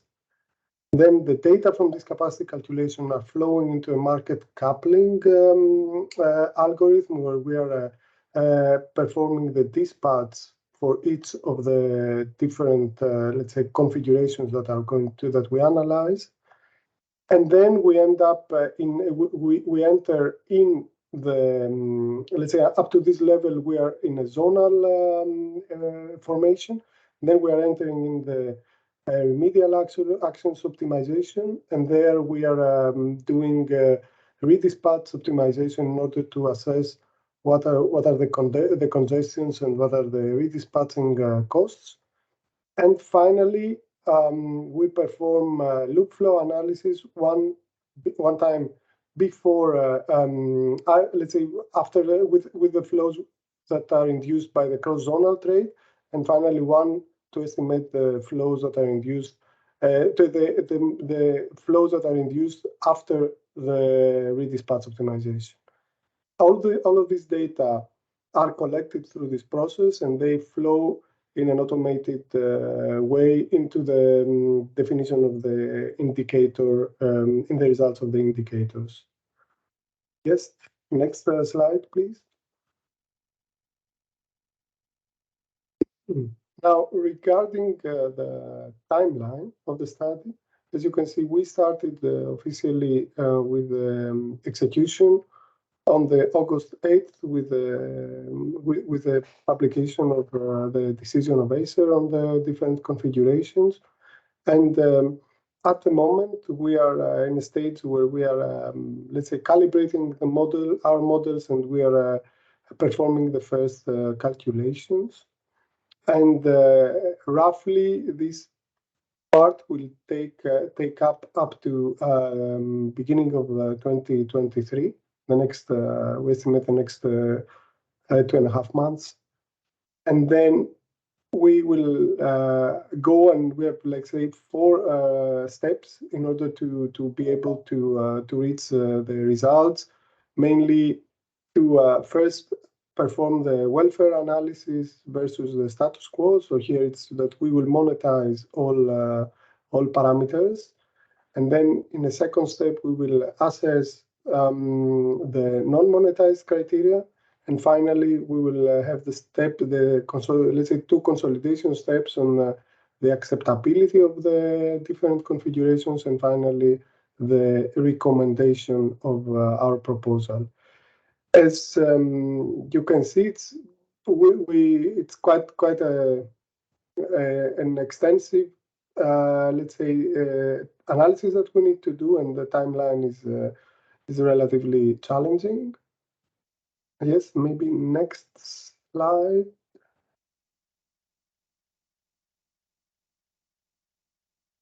Yeah, and that was, I mean, mainly we wanted just to give a, let's say, a small, some small information on the main challenges we are facing at the moment. As I mentioned, this is huge data set, and there is a lot of challenges regarding the handling of the data quality, assessment of data quality, and having everything in place. The requirements of the methodology are quite, let's say, high. So there is quite a high complexity of the modeling in order to be able to capture well how the different, how the market would operate in the different formations. And this has, at the moment, we are, let's say, experiencing that the computational times are quite high, and we are taking actions in order to make the model being more fast, the whole tool chain to be more fast in the way that is executed. And finally, it is a very big amount of simulations that we need to do, and this is only in simulation time. We need to really find how we will fit it in this timeline. So in short, indeed, there's a challenge to do all the simulations, and this is in the level of detail. And we are now trying to find the best ways in order to make sure that we have the right level of detail, but also to fulfill the timeline that we have in order to have everything ready until August next year. So I think that's all from my side, and I can pass to you, or I don't know if there's any question. Is there any question from Giorgio, especially on the region within Central Europe?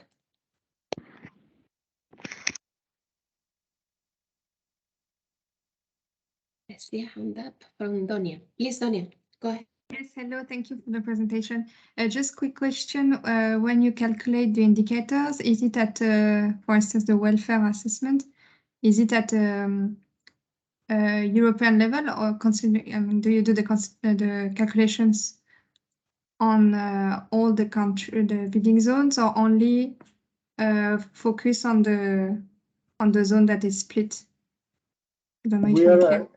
Yeah, we're calculating the difference. So actually, we are estimating the difference for all the configuration of the base case, and this is for the whole Central Europe. So the welfare improvement for the whole Central Europe zone, and according to the requirements of the methodology.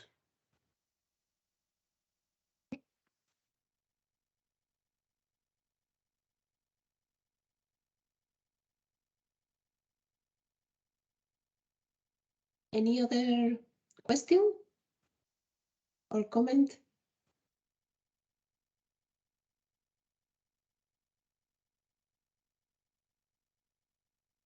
I would suggest then that we move to the bidding zone review Nordic. Thank you very much, Georgios, for your presentation.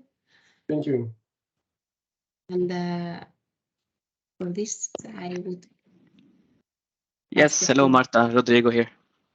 So I pass the floor to Rodrigo. Please, Rodrigo.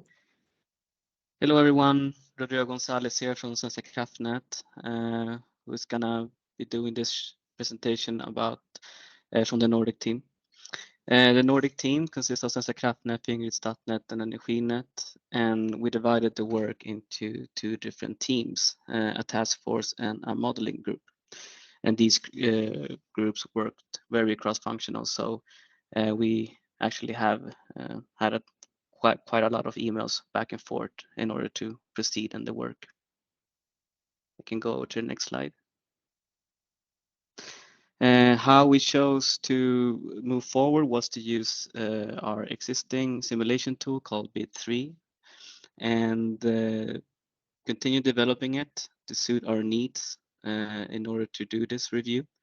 And the first two works that we did was just the redispatch module and how to implement the flow-based functionality. This development was finalized, and we are currently doing the simulations and evaluations of these four alternative bidding zones that were presented to us from Acer, and evaluated them against our current configurations. What we can say about the tool itself is that it's being used by all of us in the Nordics, and it's quite easy then to have a common language when we are communicating the results and coming to agreement of how to move forward. We can go to the next slide. And this is how the Bid3 worked. It took into input our grid model, market data, and also how the configurations were designed, and did the calculations, and out are coming the results.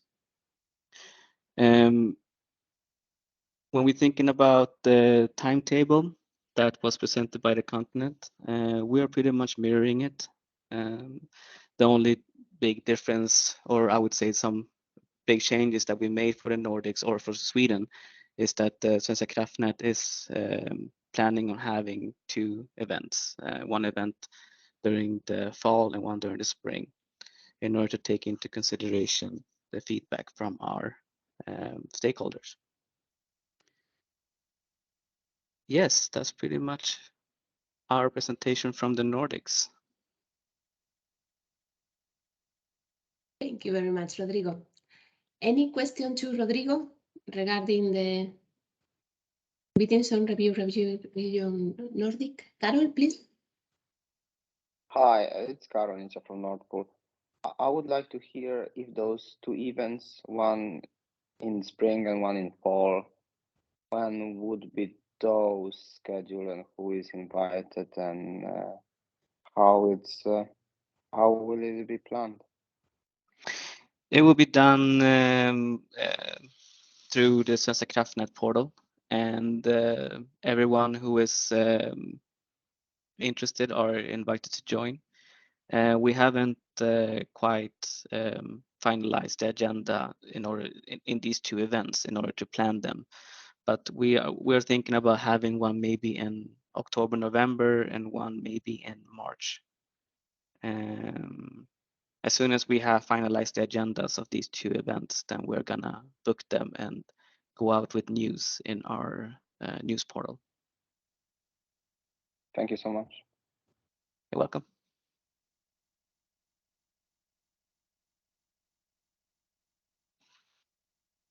Any other question to Rodrigo?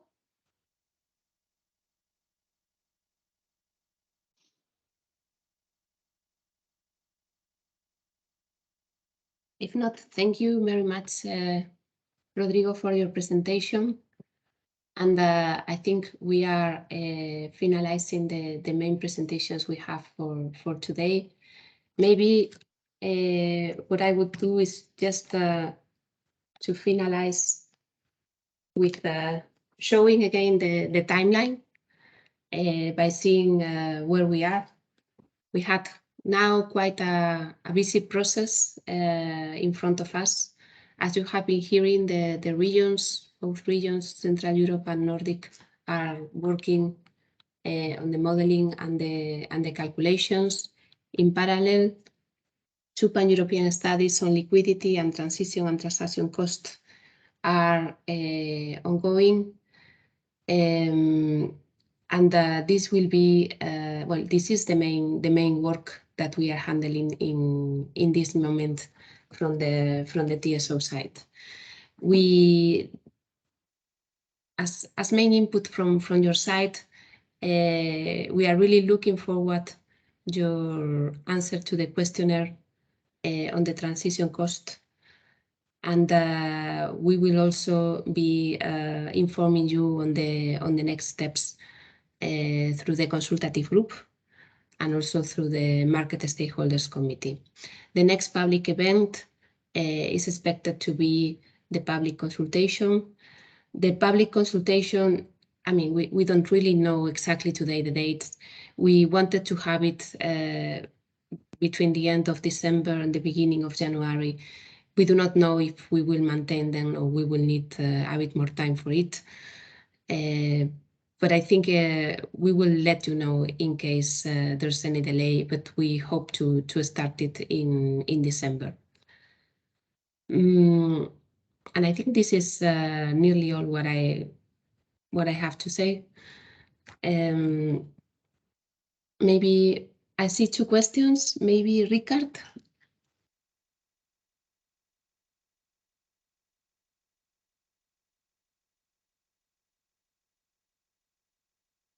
Ricard, we cannot hear you. Would you like to pose your question?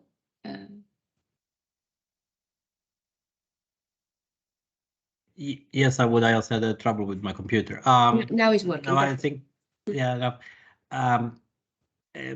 Thanks for the very brief Nordic simulation, but or way forward. But I had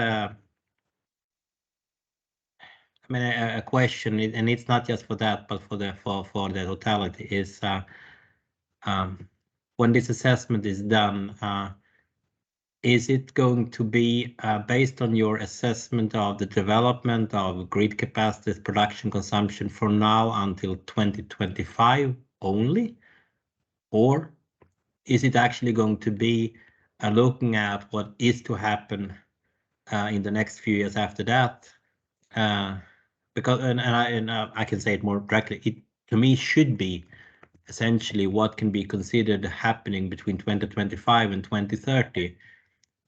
Because changing the bidding zone configuration is an important feature if it is deemed necessary, but it's also necessary that there is stability on this. And so whatever is done should not be just managing potentially what is a problem in 2024, but it is actually a problem that still exists on any magnitude in 2028, for example. So I'm wondering, can there be said anything about if you're really considering, as I think you should, what is the state of the power system in some years down the road with the new configuration? So I guess it's to Rafael, but it's in general. Rodrigo, maybe it was. I'm sorry, I maybe got the wrong name here, but can there be anything said about this?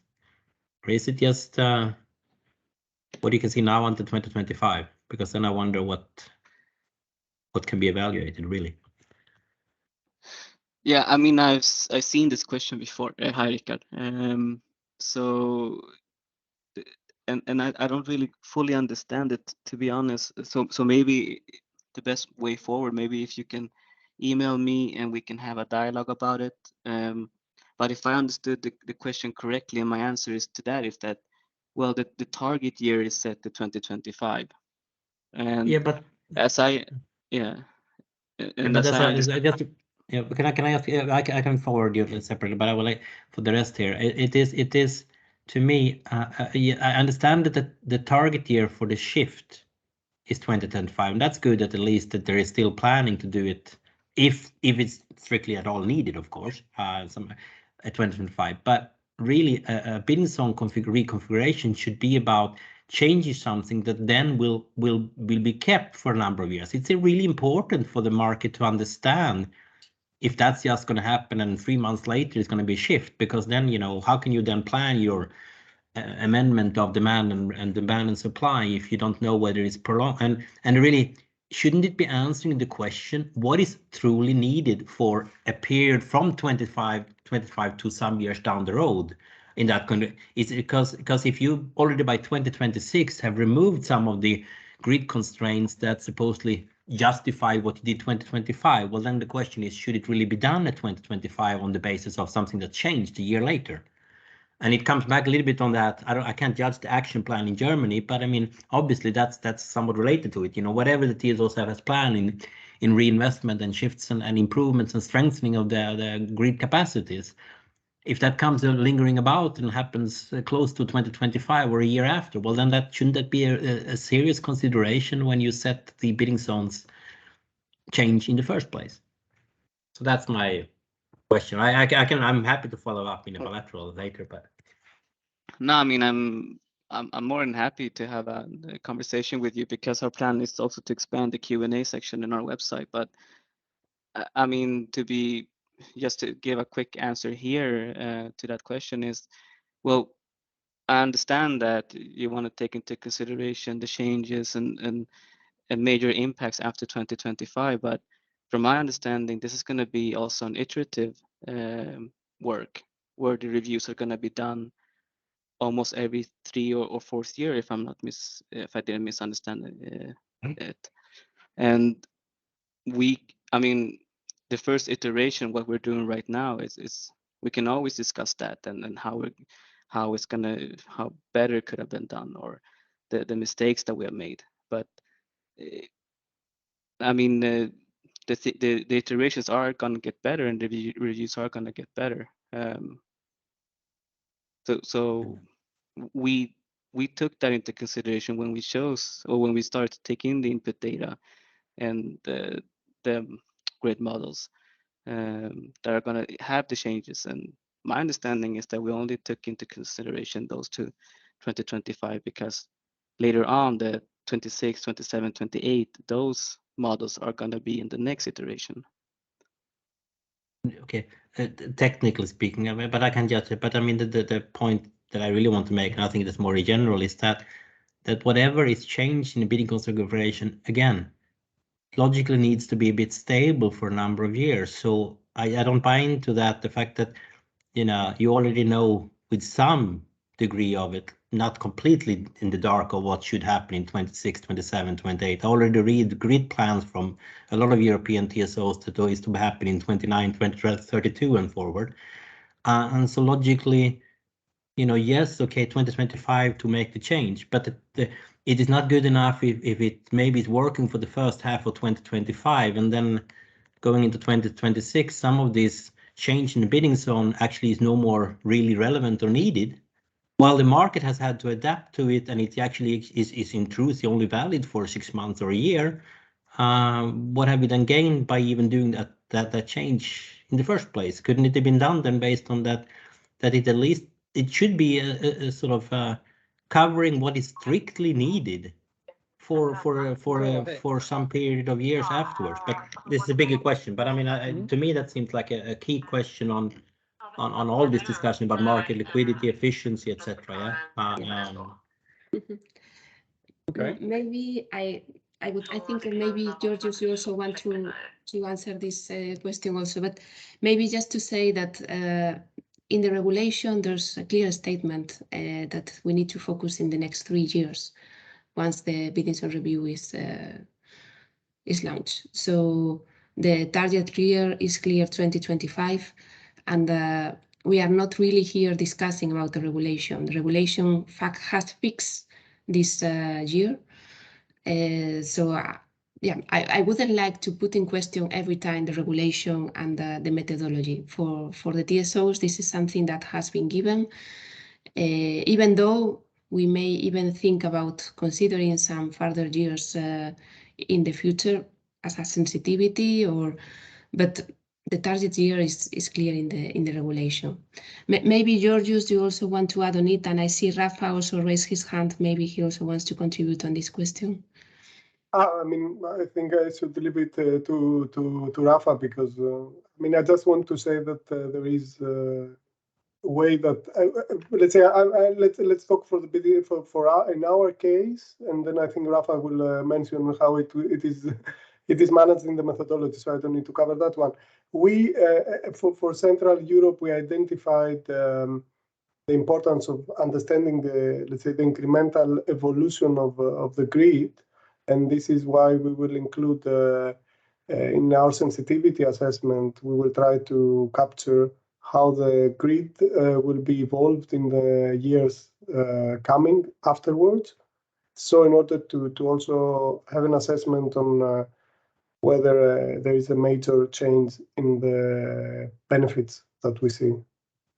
That is the point. And I think, Rafa, I leave the floor to you, I think, to comment about how this is taken care of in the methodology, right?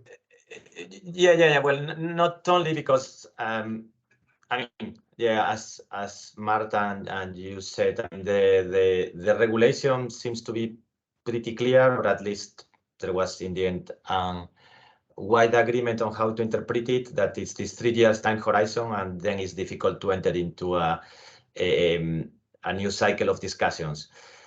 So indeed, the methodology simply reflects what the regulation says about the time horizon for which infrastructure should be considered, and this is 3 years, and this is how it's devised. So that would answer that part. But maybe more generally, if one can for a second stay away from, say, the political dimension of the discussion and what could be better, what could be worse, but like maybe to justify, or at least my interpretation or our interpretation, why it is in there. I think that the idea of having a relatively short period of time, because one could agree that you can also do it for a longer period, because actually a bidding zone might be there to stay for longer, is to ensure that the projects that are considered are to be realized with a relatively high level of certainty.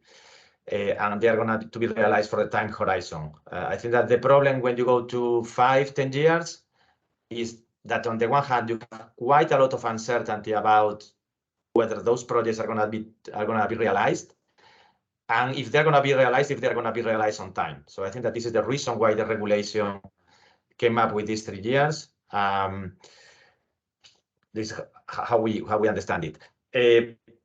And then coming more to the philosophical question on still the need to consider the projects beyond a certain period, we understand that could be reasonable, like, you know, to also have the sensitivity, but to be balanced, one should also have the other sensitivity, in the sense, because infrastructure is not for free.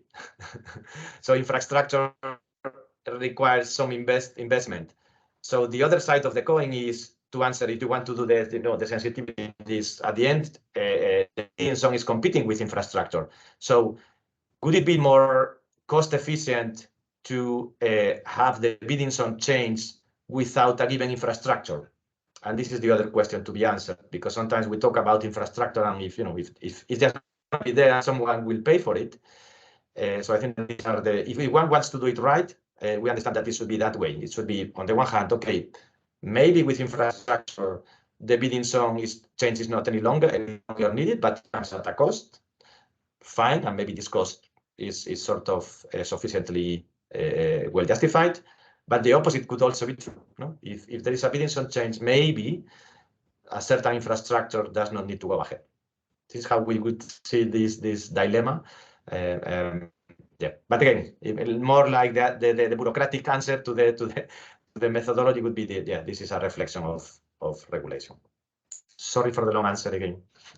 Rafa, maybe one point. What I think it's good to highlight the fact that there is this in the methodology the point on the minimum lifetime, and this is also why it's so important to correctly depict the transition cost. So we will also use the transition cost as an indicator to estimate, based on the benefits that we see, to estimate the lifetime. Let's say the lifetime of its bidding zone configuration. This is going to be a part of the way that we will depict our results.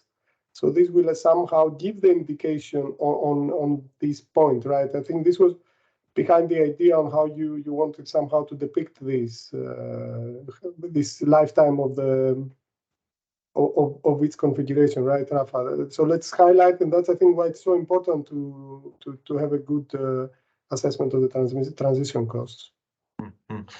Yeah, I mean, the idea behind is indeed what you said is, so the thing is transition costs supposedly are a one-off. So it's a lump sum that you pay, and then you are going to compare the issues that you are going to compare them with benefits that supposedly, all other things being equal, which is of course a huge assumption, are gonna be reiteratively achieved every year. And then when we were devising the methodology, then the question came, okay, but if you compare something that is annual with that is sort of a one-off, you need to put a number of years for which, like with any investment, you know, like the amortization period. And then we didn't find like a good argument to say, well, the lifetime should be 3 years or 2 years or 5 years. We said, then let's do it the other way around. Let's just calculate what is the minimum lifetime. It's an indication on whether it is reasonable for the change. If the lifetime is 20 years, one would say, well, I mean, it's very hard to justify a change for that is going to be amortized in 20 years because things can change. If the lifetime is, say, I don't know, a much lower number of years, then one say, okay, then it's something that is going to be profitable in the short to medium term. No? I think it's very important also to understand this point. Also, I think this captures a bit the reply to this comment. Yeah, thanks.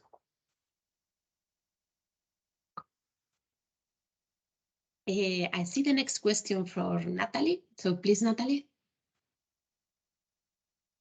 Thank you. Yeah, my question goes into a bit of a similar direction, but not if the 3-year time frame is right. I think there's a very good comment in the chat we should also consider here. But what do we do with the current situation? I mean, we're in a proper crisis. We're dealing with prices we have never seen before. How is this going to be implemented into the whole methodology? I mean, you prepared this for years already with the LMPs, so it was basically the whole work done was under very different circumstances. So I was wondering how you will depict the whole situation in the next year of the bidding zone review.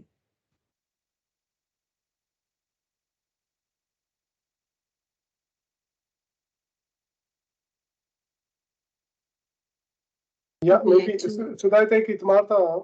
Yes, please. So, yeah, so indeed, there have been quite a lot of discussions at the moment because indeed the world is changing and the study has been going on already for years. And where we orientate our search is actually to include this in the sensitivity analysis, so that we will include a higher price scenario in the sensitivity analysis that we are doing. And this is something that is generally agreed also for the Nordics and the Central Europe, because we want to see whether this could fundamentally change some decisions. So that's, let's say, the quick answer to that. But there have been a lot of discussions and we are aware of this. But yeah, I think it's also important we also discussed it. Also, we try to discuss it also with Acer. It has been, we are now in the middle of it, but yeah, projections also show that maybe in 2025 things will not be as they are now. So we need to really keep, let's say, a good attitude on that. But definitely we need to have this sensitivity. Yeah. Thank you. Thank you. I think maybe, Rafa, I saw your hand. You also would like to react to this question. Yes, super quickly. I think that the reflection is very valid, and this applies to possibly many streams of work. I will answer the specific case of the bidding zone review, because to me it's difficult to reply on other work streams that involve scenarios. But for this one, to me, the reply would always be the same. So we are in a crisis that for which there are possible elements that could contribute to the solution. So if we see the bidding zone review as an element that is not necessarily part of the problem, but rather a possible solution, then this would be an additional reason to continue doing it and to do it in the best possible manner. I'm just preempting this kind of answer to sometimes voices that say, no, we should discontinue this process, and many others because the situation has changed. And our answer would be then, this is if you see this as a problem, but if you see this as a solution, actually this would be a reason to accelerate the assessment. But now more on your question, and here of course we feel some sympathy from what TSOs could say, that it's of course difficult to suddenly adapt all assumptions, in particular those possibly related to the network and perhaps generation. I think that generation, even if the time horizon is 2025, I mean, one could envisage some changes and possibly something could be adapted in line with, I don't know, some other prognosis. But realistically speaking, one cannot expect like certain types of generation being installed overnight. The fuel prices seems to be an easier apparently sensitivity, because eventually it's just changing a couple of inputs here and there. So yeah, I think that if it's possible, I think that this would be the first element to be adapted, like is the fuel prices to reflect how this would impact. Yeah, that would be my reflection on this. Thank you. Thank you. Thank you, Rafa. I see the next hands from Sonia. Please, Sonia. Yeah, hi. Sonia Sali from EFET. I have a general question. We already asked this question 2 days ago in MESC, and we were advised that we should repeat the question today. So I will try to repeat this. We see in the study we have in Central Europe and in Nordic only the split, but we have no merge anymore. Before study, we spoke about both, about split and merge. Did the liquidity change so much that we don't need to do any merge anywhere? And maybe the situation today, maybe we have an influence as well, and how this will be solved. Thank you very much. I think this question is for Acer. Maybe Rafa, Marco, you can. Yeah, it looks for us, despite our slot was before, but we are happy to answer anyway. It seems that we feel responsible for answering about mergers or not. I think that we have been consistent throughout the process in that respect. So in terms of mergers of countries, by construction, the methodology underlying the definition of configurations that it was devised, it did not allow the possibility of those mergers. However, it did allow the possibility of mergers within a member state. For example, the case of Sweden, where there were mergers proposed for Sweden 1 and 2. The reason behind are not a preempted position saying, well, mergers are forbidden or are a bad thing per se. It was more like our interpretation, and I think that on that we were very much aligned among all regulators, despite the political sensitivity, is that the main point of the bidding zone review at this very moment, and then we can talk about the liquidity, at this very moment is to address congestions in an efficient manner. And this because the regulation makes a clear link between bidding zones and structural congestions, and moreover between structural congestions and fulfilling the 70%. Plus the aspect of price signals, of having good locational price signals to have efficient investments that eventually save money on network infrastructure. So this is the whole reasoning. Then in the current context, we understand that this is not a game changer per se in that reasoning. We understand that there could be additional reasons for perhaps rediscussing any regulatory role in long-term markets. But if we also look at liquidity, and this was one of the aspects that we discussed in our market design paper, liquidity is not liquidity, meaning liquidity that could really trigger investments in the sense of very long-term liquidity, like 4, 5, or 10 years ahead. Even in markets like the most liquid ones, being Germany, liquidity drops very much after 2 or 3 years, which means that the issue of having the bidding zones as a tool to facilitate those investments in terms of promoting liquidity as such would not address the issue as such. So possibly we are discussing about 2 different things. One is the need for the bidding zones to address congestions, and then you have a separate issue that is how to ensure that long-term markets perhaps go beyond a certain time horizon and contribute to investments. But even in the most liquid market today, this is not solved. So yeah, hope this answers. Yes, thank you. Thank you, Rafa. Thank you, Sonia, for the question. Any last question you would like to raise today? We still have 5 or 10 minutes in case someone would like to ask any further question.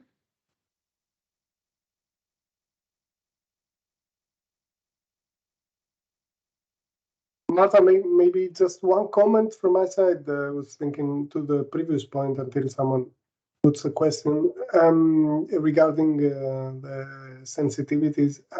What I went quite quickly in the presentation, but as we mentioned, it's quite a complicated modeling exercise, what we are doing, and very time consuming. And this is why the methodology requests at least one sensitivity, but we face this problem that we cannot do a lot of sensitivities because apparently, actually, we need to recalculate everything, all the configurations for the sensitivity. So actually rerun everything. And this is what complicates things in our case. So we will come up with a proposal on how we will deal with it and take the different dimensions like grid and like prices into account. Yeah.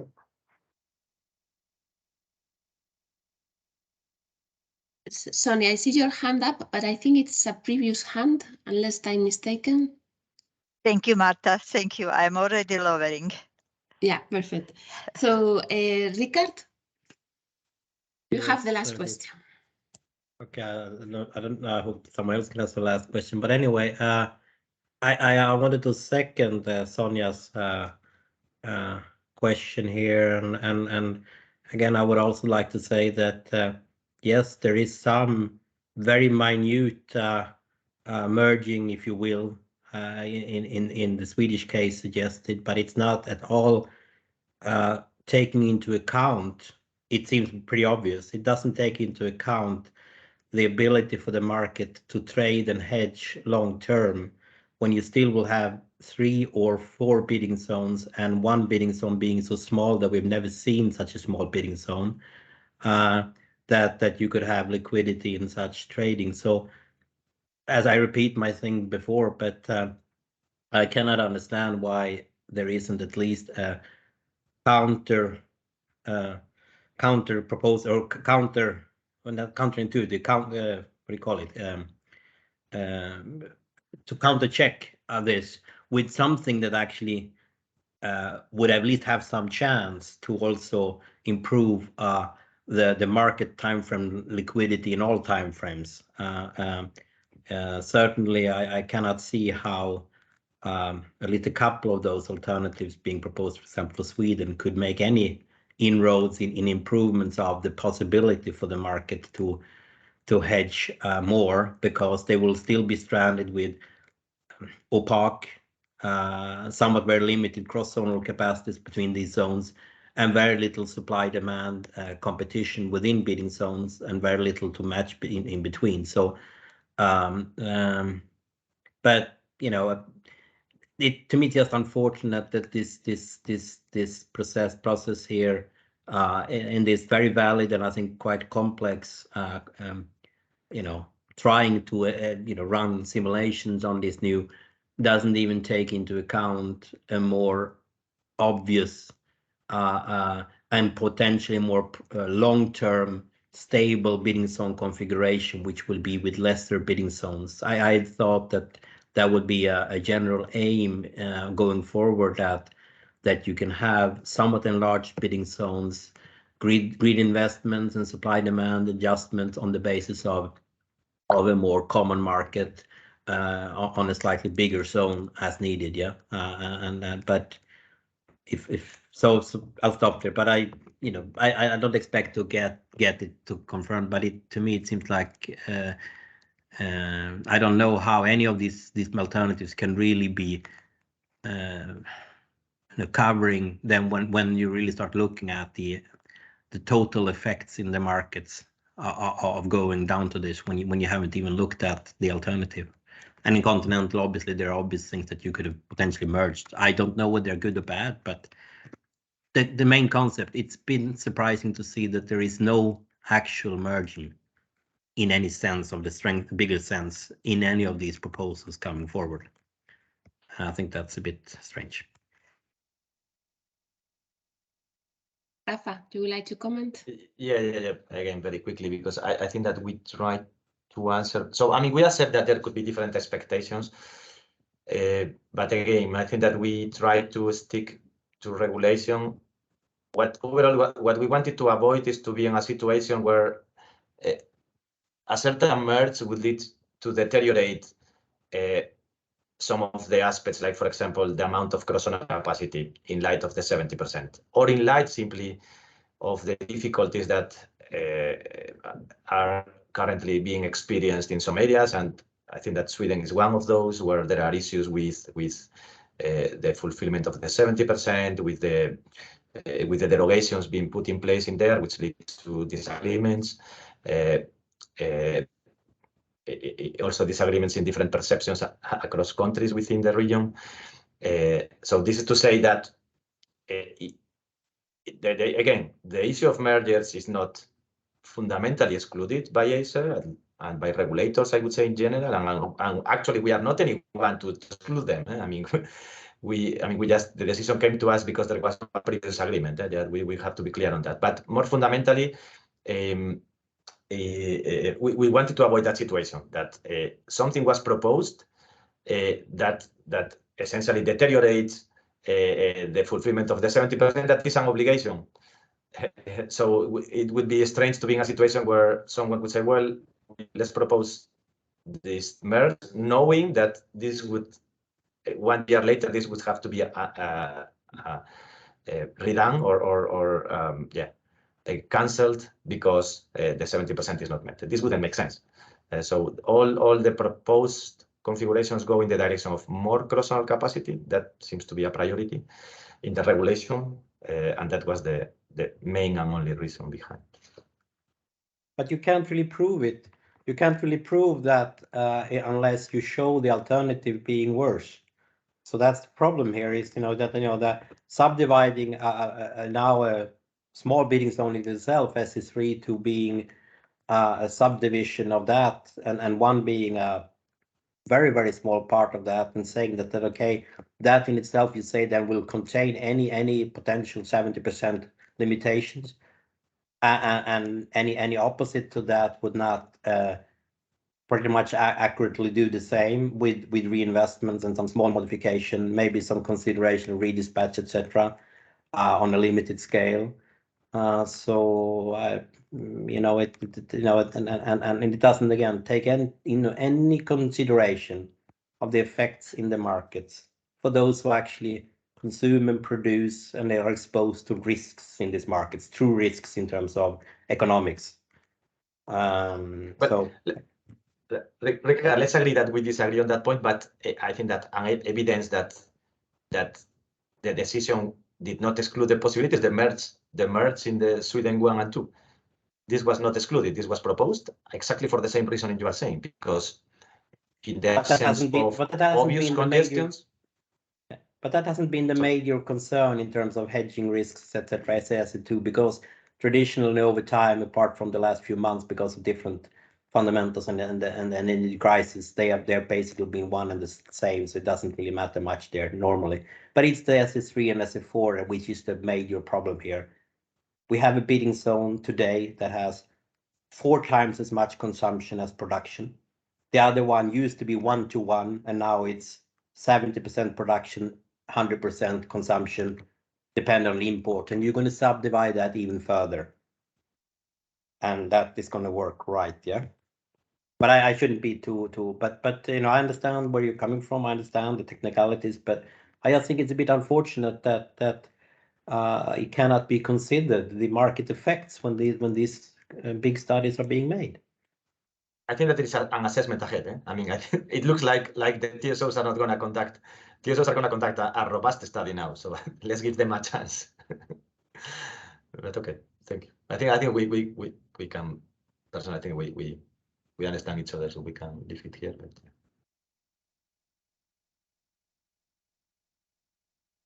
okay, so I think we have quite some interesting job and work ahead of us.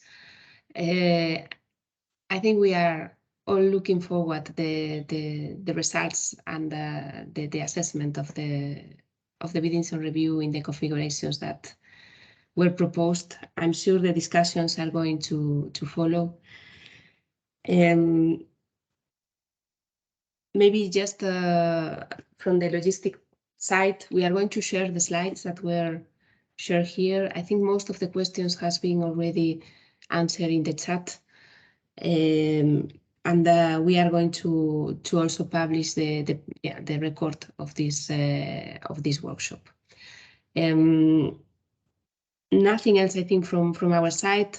What we wanted to do today was mainly to keep you updated on the current process, and share with you the information and that is ongoing from all parties. That's why we very much appreciate that Acer agreed to participate actively in the discussion today and present their decision. I think the next steps will be more on the TSO side, and we are looking forward to it. So unless there's any last question or last remark from anybody, I would like to close the workshop today. Thank you all for participating on it, and looking forward to the next steps. And have a good weekend to all. Thank you very much. Thank you. Bye-bye. Thank you. Thank you Goodbye. to all of you. Bye-bye. Bye-bye.